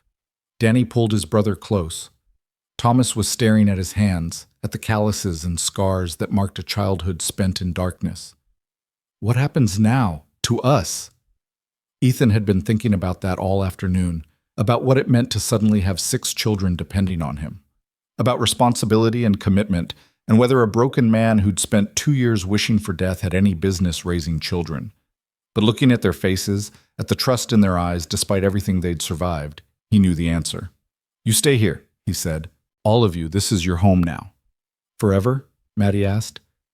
"Forever." "But we ain't your real children," Lena said carefully. "We ain't blood." "No, but your family, and that's better than blood. That's choice." Ethan leaned forward, wincing as his shoulder protested. "I choose you, all of you, if you'll have me." The children looked at each other, that silent communication that spoke of months surviving together, depending on each other, becoming something more than 6 separate souls. "We choose you too," Thomas said. The others nodded. Then it settled. Ethan felt his throat tighten. "We're a family, strange as hell, built from a blizzard and a battle, but a family." "What do we call you?" Ruth asked. "Mr. Ethan seems too formal now." Ethan thought about that. Thought about the word father and whether he'd earned the right to hear it again. Thought about Meg, about whether taking that name from these children would be honoring her memory or betraying it. "Call me whatever feels right," he said finally. "Mr. Ethan is fine. Ethan is fine. If someday you want to call me something else, that's fine too. We'll figure it out as we go." "Like a real family," Jack said. "Exactly like a real family." They sat in comfortable silence for a while, the weight of the day finally settling on them. Ethan could see exhaustion pulling at the children, see them fighting sleep because sleep meant vulnerability and old habits died hard. "You're safe now," he said gently. "You can sleep. I'll keep watch." "Your arm," Lena protested. "You need rest too." "I'll rest when I know you're all settled. Go on, upstairs, real beds, remember?" They went reluctantly, climbing the stairs in a group, still not quite willing to separate. Ethan heard them moving around overhead, heard water running as they washed, heard quiet voices as they settled into the rooms he'd prepared. When silence finally fell, he allowed himself to lean back in the chair and close his eyes. His shoulder throbbed with every heartbeat. His whole body ached. He was too old for gunfights and too tired for heroics. But he'd do it again in a heartbeat. Footsteps on the stairs. Ethan opened his eyes to find Lena standing in the doorway, wrapped in one of Clara's old quilts. "Can't sleep?" he asked. "Keep thinking they're going to come back, that it's not really over." She came and sat on the floor beside his chair. "Feels too good to be true." "I know, but it's true. Cree's finished. The mine's shut down. The children are free. Because of you. Because of Charlie. Because he was brave enough to flag down that patrol. Because he had documentation Cree's bookkeeper hid. Because sometimes the good guys actually win." Lena was quiet for a moment, then, "My mama would have liked you. She was fierce like you. Stood up to people even when it was dangerous." Her voice broke. "That's why they killed her." Ethan reached down with his good hand, rested it on her shoulder. "She sounds like she was an amazing woman. You're a lot like her, you know. That same fierceness, that same courage. I'm scared all the time, though." "Being brave doesn't mean not being scared. It means being scared and doing what needs doing anyway." He squeezed her shoulder gently. "You walked through a blizzard to save 5 other children. You held a knife on a grown man to protect them. You stood in a gunfight when most adults would have run. If that's not brave, I don't know what is. I just didn't want them to go back. Didn't want them to hurt anymore. And they won't. Not if I have anything to say about it." Ethan paused. "Lena, when we go to Red Creek for the trial, you're going to have to testify. Tell the judges what happened at the mine, what Cree did, what you saw." She tensed. "I know. It won't be easy. They'll ask hard questions. Make you remember things you'd probably rather forget. I remember anyway, every day, every night. Don't matter if I talk about it or not, it's still there. Then talking about it might help. Might help put it behind you." "You think talking helps?" She looked up at him with those old, knowing eyes. "You talked about losing your wife and daughter, about the war, about all the things that hurt." Ethan was quiet. "No, I buried it. Let it eat me alive for 2 years. Did that help?" "No, it made everything worse." He met her gaze. "Which is why I'm telling you, don't do what I did. Don't let the hurt turn into poison. Talk about it. Cry about it. Get angry about it. Whatever you need to do to get it out instead of letting it fester. Even if it makes me weak?" "It won't make you weak. It'll make you whole." He touched her hair, matted and tangled still despite Ruth's attempts to comb it. "You don't have to be strong all the time anymore, Lena. You've got family now. You can share the weight." She leaned against his chair, and he felt her shoulders shake with silent sobs. He let her cry, kept his hand on her hair, and said nothing because sometimes silence was the kindest thing you could offer. When she finally quieted, she wiped her face on the quilt and looked up at him. "I'm glad the blizzard brought us to you. I'm glad you didn't right away." "Me too." "You think—" She hesitated. "You think someday I could call you Papa, like Maddie wants to?" Ethan felt his throat close up. "I'd be honored." She nodded, satisfied, and curled up on the floor beside his chair. Within minutes, she was asleep, breathing deep and even.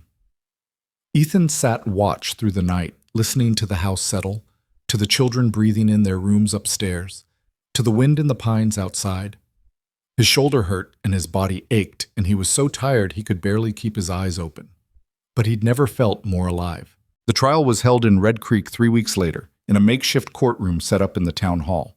2 federal judges had ridden in from Denver with Deputy Marshal Hendricks, bringing the weight of real law to a territory that had forgotten what justice looked like. The courtroom was packed. Ranchers, miners, townspeople, everyone who'd lived under Cree's shadow and never had the courage to speak against him. Now they filled the benches, hungry to see him finally answer for his crimes. Ethan sat in the front row with the children, all of them scrubbed clean and dressed in new clothes the church ladies had donated. They looked small and scared, these children who'd survived so much, facing the prospect of standing before strangers and reliving their trauma. "You don't have to do this," Ethan told them quietly. "Any of you. There's enough evidence without your testimony. You can wait outside." "No." Thomas's jaw was set. "We need to do this. Need to make sure everyone knows what he did."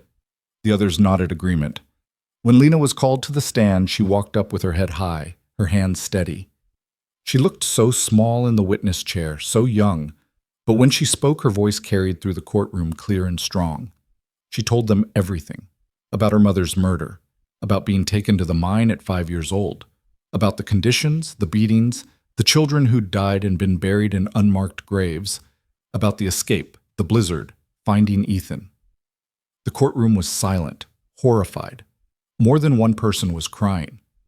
Cree's lawyer, a slick man from back east who'd arrived talking about contracts and legal obligations, tried to shake her testimony, tried to make her seem unreliable, a child who didn't understand what she'd seen. "Isn't it true," he said smoothly, "that children often exaggerate? That what seems harsh to a child might simply be normal discipline?" Lena looked at him with contempt. "You ever been beaten with a chain for working too slow? You ever watched a 6-year-old die of lung fever because the mine owner wouldn't pay for a doctor? You ever seen a man put his hands on a 7-year-old girl in ways no man should touch a child?" The lawyer's face went pale. That's not... "That ain't exaggeration," Lena said coldly. "That's truth. And if you can't tell the difference, you're as bad as he is." The judges didn't even bother to reprimand her. One of them was wiping his eyes. Thomas testified next, his voice flat and emotionless as he described the beatings, the starvation rations, the children who died in cave-ins that were ruled accidents. He showed the judges his scars, lifted his shirt to reveal the marks of the chain across his ribs. Ruth testified about the man who'd hurt her, about how Thomas had saved her, about living every day in fear of which guard would choose which child for which horror. Even Maddie took the stand, so small her feet didn't touch the floor. She told them about not remembering any life before the mine, about thinking darkness and hunger and fear were just how the world was. By the time the children finished testifying, there wasn't a dry eye in the courtroom. And Cree, sitting at the defendant's table in his expensive suit, looked like what he was, a monster finally dragged into the light. The trial lasted 3 days. Witness after witness came forward. Former mine employees who'd quit in disgust, a doctor who'd been threatened into silence, even Cree's own bookkeeper who'd kept meticulous records of every crime in hopes of someday seeing justice. Charlie testified via written deposition from Denver, his words read aloud by the court clerk. He described the escape, the days hiding in the cave, the patrol he'd flagged down, the evidence he'd given them. When the prosecution rested, Cree's lawyer made one last attempt at defense. He talked about contracts, about legal obligations, about how his client was simply running a business within the bounds of territorial law. The head judge cut him off mid-sentence. "Counselor," he said, his voice hard as iron, "I have presided over many trials in my career. I have seen men defend the indefensible, excuse the inexcusable, and dress evil in the language of law, but rarely have I seen evil as naked and undeniable as this." He looked at Cree. "Your client enslaved children, beat them, starved them, murdered them. No contract, no territorial law, no amount of legal sophistry can change those facts. This court finds Dalton Cree guilty on all charges." The courtroom erupted in applause. The judge banged his gavel for order, but he was smiling. Sentencing was immediate. Death by hanging for the murders, life imprisonment for the trafficking and abuse, to be carried out within the month. Cree finally spoke, his voice shaking with rage. "This is a travesty. I have rights." "You have nothing," the judge interrupted. "No rights, no power, no empire. You are a criminal and a monster, and the only mercy this court will show you is a quick death instead of the slow one you deserve." Marshal Hendricks took Cree into custody. As they led him from the courtroom, he looked at Ethan and the children one last time. "This isn't over," he hissed. "I have friends, money. They'll come for you. They won't." Hendricks yanked him forward. "Your friends are being arrested even as we speak. Your money's been seized to compensate your victims. It's over, Cree. You lost." And then he was gone, dragged away to a cell to await the rope. The children gathered around Ethan, and he pulled them close with his good arm. The shoulder was healing, but still tender. "It's really over," Thomas said, like he couldn't quite believe it. "It's really over. What happens now?" Ethan looked at their faces, at the hope beginning to replace the fear, and made a decision he'd been considering for weeks. "Now we go home, and we build something new." The ranch house took 2 months to repair. The whole valley pitched in, ranchers bringing lumber, their wives bringing food, their children helping haul and hammer and paint. What had been a lonely outpost became the center of a community, a symbol of what could happen when people stood together against evil. The barn was rebuilt bigger than before. The bullet holes were patched. The blood-stained floors were scrubbed clean and refinished. But some changes were permanent. The back bedroom that had been Meg's was now Lena and Ruth's room, painted yellow again, full of life and laughter. The spare room held Thomas and the younger boys, bunk beds Ethan built himself lining the walls. Maddie slept in a small room off the kitchen, close to the warmth of the stove, close to where Ethan could hear her if she had nightmares. And the children from the mine started arriving in ones and twos and small groups. Some had family who came to claim them, but many had nowhere to go, no one to take them. Ethan took them all. By summer's end, there were 14 children living at the ranch, 14 souls who'd survived hell and found something better on the other side. It was chaos, constant noise, constant motion, constant demands for attention and food and resolution of disputes. The house that had been silent for 2 years was now never quiet. Ethan had never been happier. Samuel Larson and his wife helped, teaching Ethan the things he'd forgotten about raising children. The church ladies came weekly with donated clothes and patient instruction. The school teacher from Red Creek rode out twice a week to teach the older children reading and arithmetic. Slowly, the children began to heal. The youngest ones, who'd known nothing but the mine, forgot faster. They learned to play, to laugh without looking over their shoulders, to be children. The older ones took longer. Thomas still woke screaming sometimes, trapped in dreams of darkness and chains. Ruth flinched at sudden movements. Lena slept with her knife under her pillow for months before she finally felt safe enough to put it away. But they all healed. Day by day, week by week, the shadows lifted.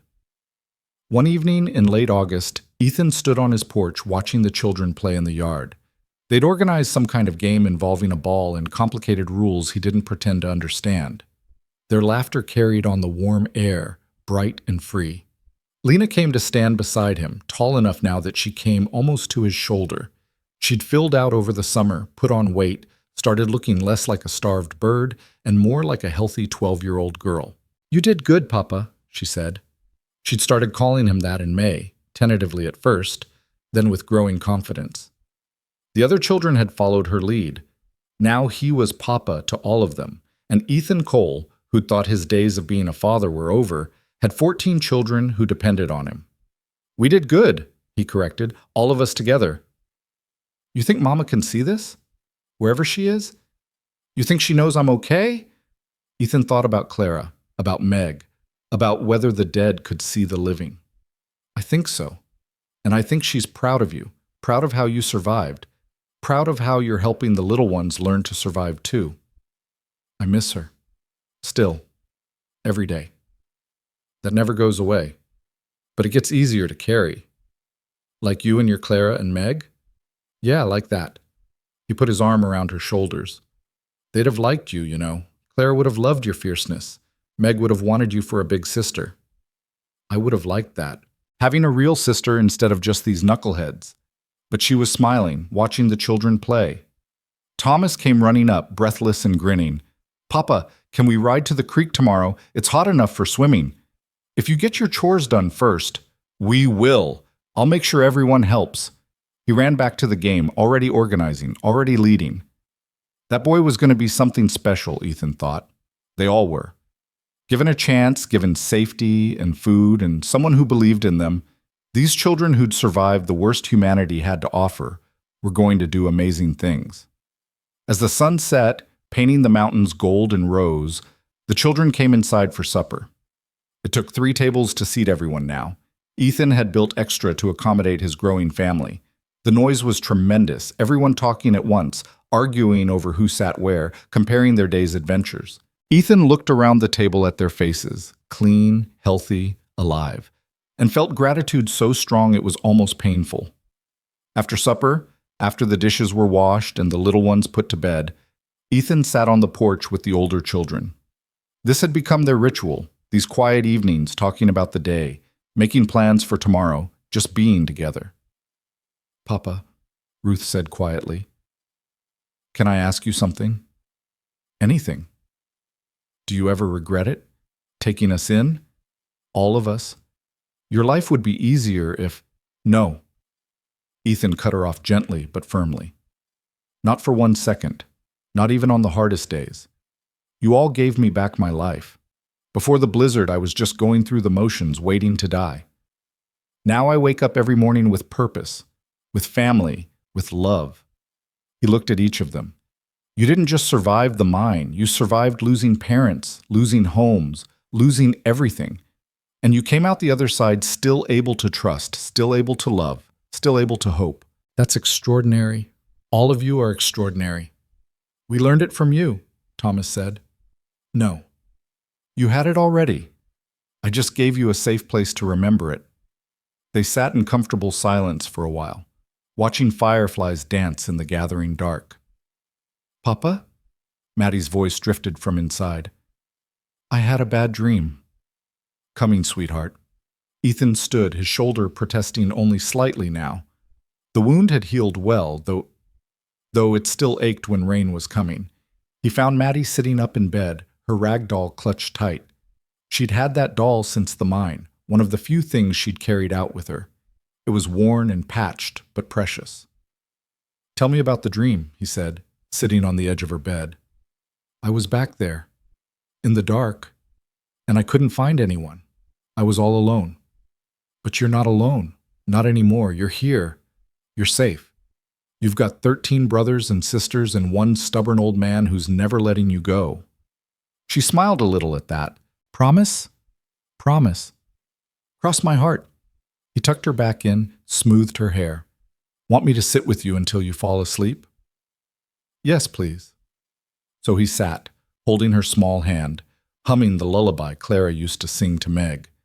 When Maddie's breathing evened out into sleep, he stayed a while longer just to be sure. This, he thought, this was what mattered. Not the gunfight or the trial or the glory of standing against evil. This, sitting with a frightened child until she felt safe enough to sleep, giving her a place where nightmares could be soothed, and morning always came. Over the next year, the ranch became something more than just a home. It became a refuge. Word spread about the man who'd stood against Dalton Cree, about the ranch that took in children no one else wanted. More arrived, orphans, runaways, children escaping situations almost as bad as the mine. Ethan couldn't take them all, didn't have room, didn't have resources. But he took as many as he could, and he helped the others find good homes with families who'd been inspired by his example. The territory changed too. New laws were passed, outlawing child labor in the mines. Cree's execution was public and well-attended, a message that justice could still reach even the most powerful. The corrupt judge and sheriff were imprisoned. New officials were elected, honest men who remembered what the law was supposed to protect. It wasn't perfect. There was still suffering, still injustice. But it was better, and better was worth fighting for. On a warm day in June, a year and a half after the blizzard, Ethan stood in the church in Red Creek and watched his children, all 23 of them now, fill the pews. Some were his officially, papers signed and sealed. Others were temporary, staying until they found permanent homes. But they were all his in the ways that mattered. The occasion was Charlie's arrival. The boy had finally healed enough to leave Denver, and his temporary family had brought him to Red Creek to be reunited with the children he'd saved by his testimony. The reunion was tearful and joyful. Sam hugged his brother so tight Ethan worried he'd crack ribs. The other children clustered around, touching Charlie like they couldn't believe he was real, telling him everything he'd missed. Charlie's temporary family was there too, a doctor and his wife from Denver who'd cared for him while his leg healed. They'd grown attached to the boy, and he to them. "We'd like to adopt him," the doctor told Ethan quietly. "If that's all right. Give him a permanent home, a good education, opportunities." Ethan looked at Charlie, at the hope in the boy's face, at the love clear in his temporary family's eyes. "That's up to Charlie," he said, "but I think it's a fine idea." Charlie chose to go to Denver, to have a family of his own, to build a life free from the shadows. But he promised to visit, to write, to never forget where he came from, or the family that had survived together. As the families gathered for a meal after the reunion, Ethan found himself standing a little apart, watching. His children, he thought of them all as his now, were laughing, eating, arguing, being exactly what children should be. Lena came to stand beside him. She was nearly 13 now, growing into the young woman she'd someday become. The rusted knife was long gone, replaced by confidence and strength that didn't need weapons. "You okay, Papa?" "Yeah, just thinking." "About what?" "About how strange life is. How a blizzard and 6 starving children could give me back everything I thought I'd lost." He looked at her. "About how the worst day of your life, the day you ran from the mine, became the best day of mine." "It became the best day of mine, too. The day everything changed." She slipped her hand into his. "The day we found home. The day we became family." They stood together watching the celebration, watching children who'd known only darkness learn to live in the light. Ethan thought about Clara, about Meg, about the family he'd lost. He thought they'd understand, thought they'd approve, thought maybe, in saving these children, he'd saved himself. The sun was setting when the families finally began to disperse, heading home to their ranches and lives. Ethan loaded his children into the 2 wagons he'd needed to transport them all, counted heads to make sure he hadn't lost anyone, and started the drive home. The children sang on the way back, old songs and new ones, silly rhymes and nonsense. Their voices carried on the evening air, joyful and free. When they reached the ranch and piled out of the wagons, racing each other to the house, fighting over who got to help with supper, arguing about chores and privileges, and all the normal things children argued about, Ethan stood in the yard and just watched them. Thomas organizing the older children, Lena herding the younger ones toward the house, Ruth making sure everyone washed up, the little ones tumbling around like puppies, full of energy and life. His family, built from snow and desperation, from courage and choice, from love that had nothing to do with blood and everything to do with commitment. He'd lost everything once, his wife, his daughter, his will to live. And he'd found everything again in 6 starving children holding a rusted knife. As he followed them into the house, his house, their house, the home they'd built together, Ethan Cole thought about the man he'd been 2 years ago. Hollow, broken, waiting for death. That man was gone. In his place was a father to 23, a rancher running a refuge, a man who'd learned that sometimes the family you choose is stronger than the family you're born into. That sometimes losing everything makes room for something better. That sometimes the end is really just the beginning. That night, after the children were in bed and the house had finally quieted, Ethan sat on his porch under a sky full of stars. The mountains stood dark against the horizon, the same mountains where he'd found 6 children in a barn during a blizzard, the same mountains where he'd found himself. Somewhere in the house, a child laughed in their sleep. Somewhere, another was breathing easy without nightmares for the first time. Somewhere, Lena slept without her knife, safe in the knowledge that she was home. And Ethan Cole, who'd thought his story ended with loss and grief, discovered that it had really only just begun. The blizzard had brought them together. Love had made them family. And every sunrise since had been a gift they'd earned by refusing to give up, by choosing to stand when standing was hard, by believing that sometimes, if you're brave enough and stubborn enough and love fiercely enough, you can take broken pieces and build something whole, something beautiful, something worth everything it cost to protect. He sat there until the stars wheeled overhead and the moon set behind the mountains, thinking about second chances and chosen families and how the worst storms sometimes bring the greatest gifts. Then he went inside, checked on each sleeping child one final time, and went to his own bed with a heart fuller than he'd ever thought possible. Tomorrow there would be chores and challenges, arguments and adventures, all the chaos and joy of raising 23 children. But tonight, there was peace. And in the quiet of a house filled with breathing, with life, with love, Ethan Cole closed his eyes and slept without nightmares for the first time in 2 years. Because he wasn't alone anymore. None of them were. They were family, and they were home.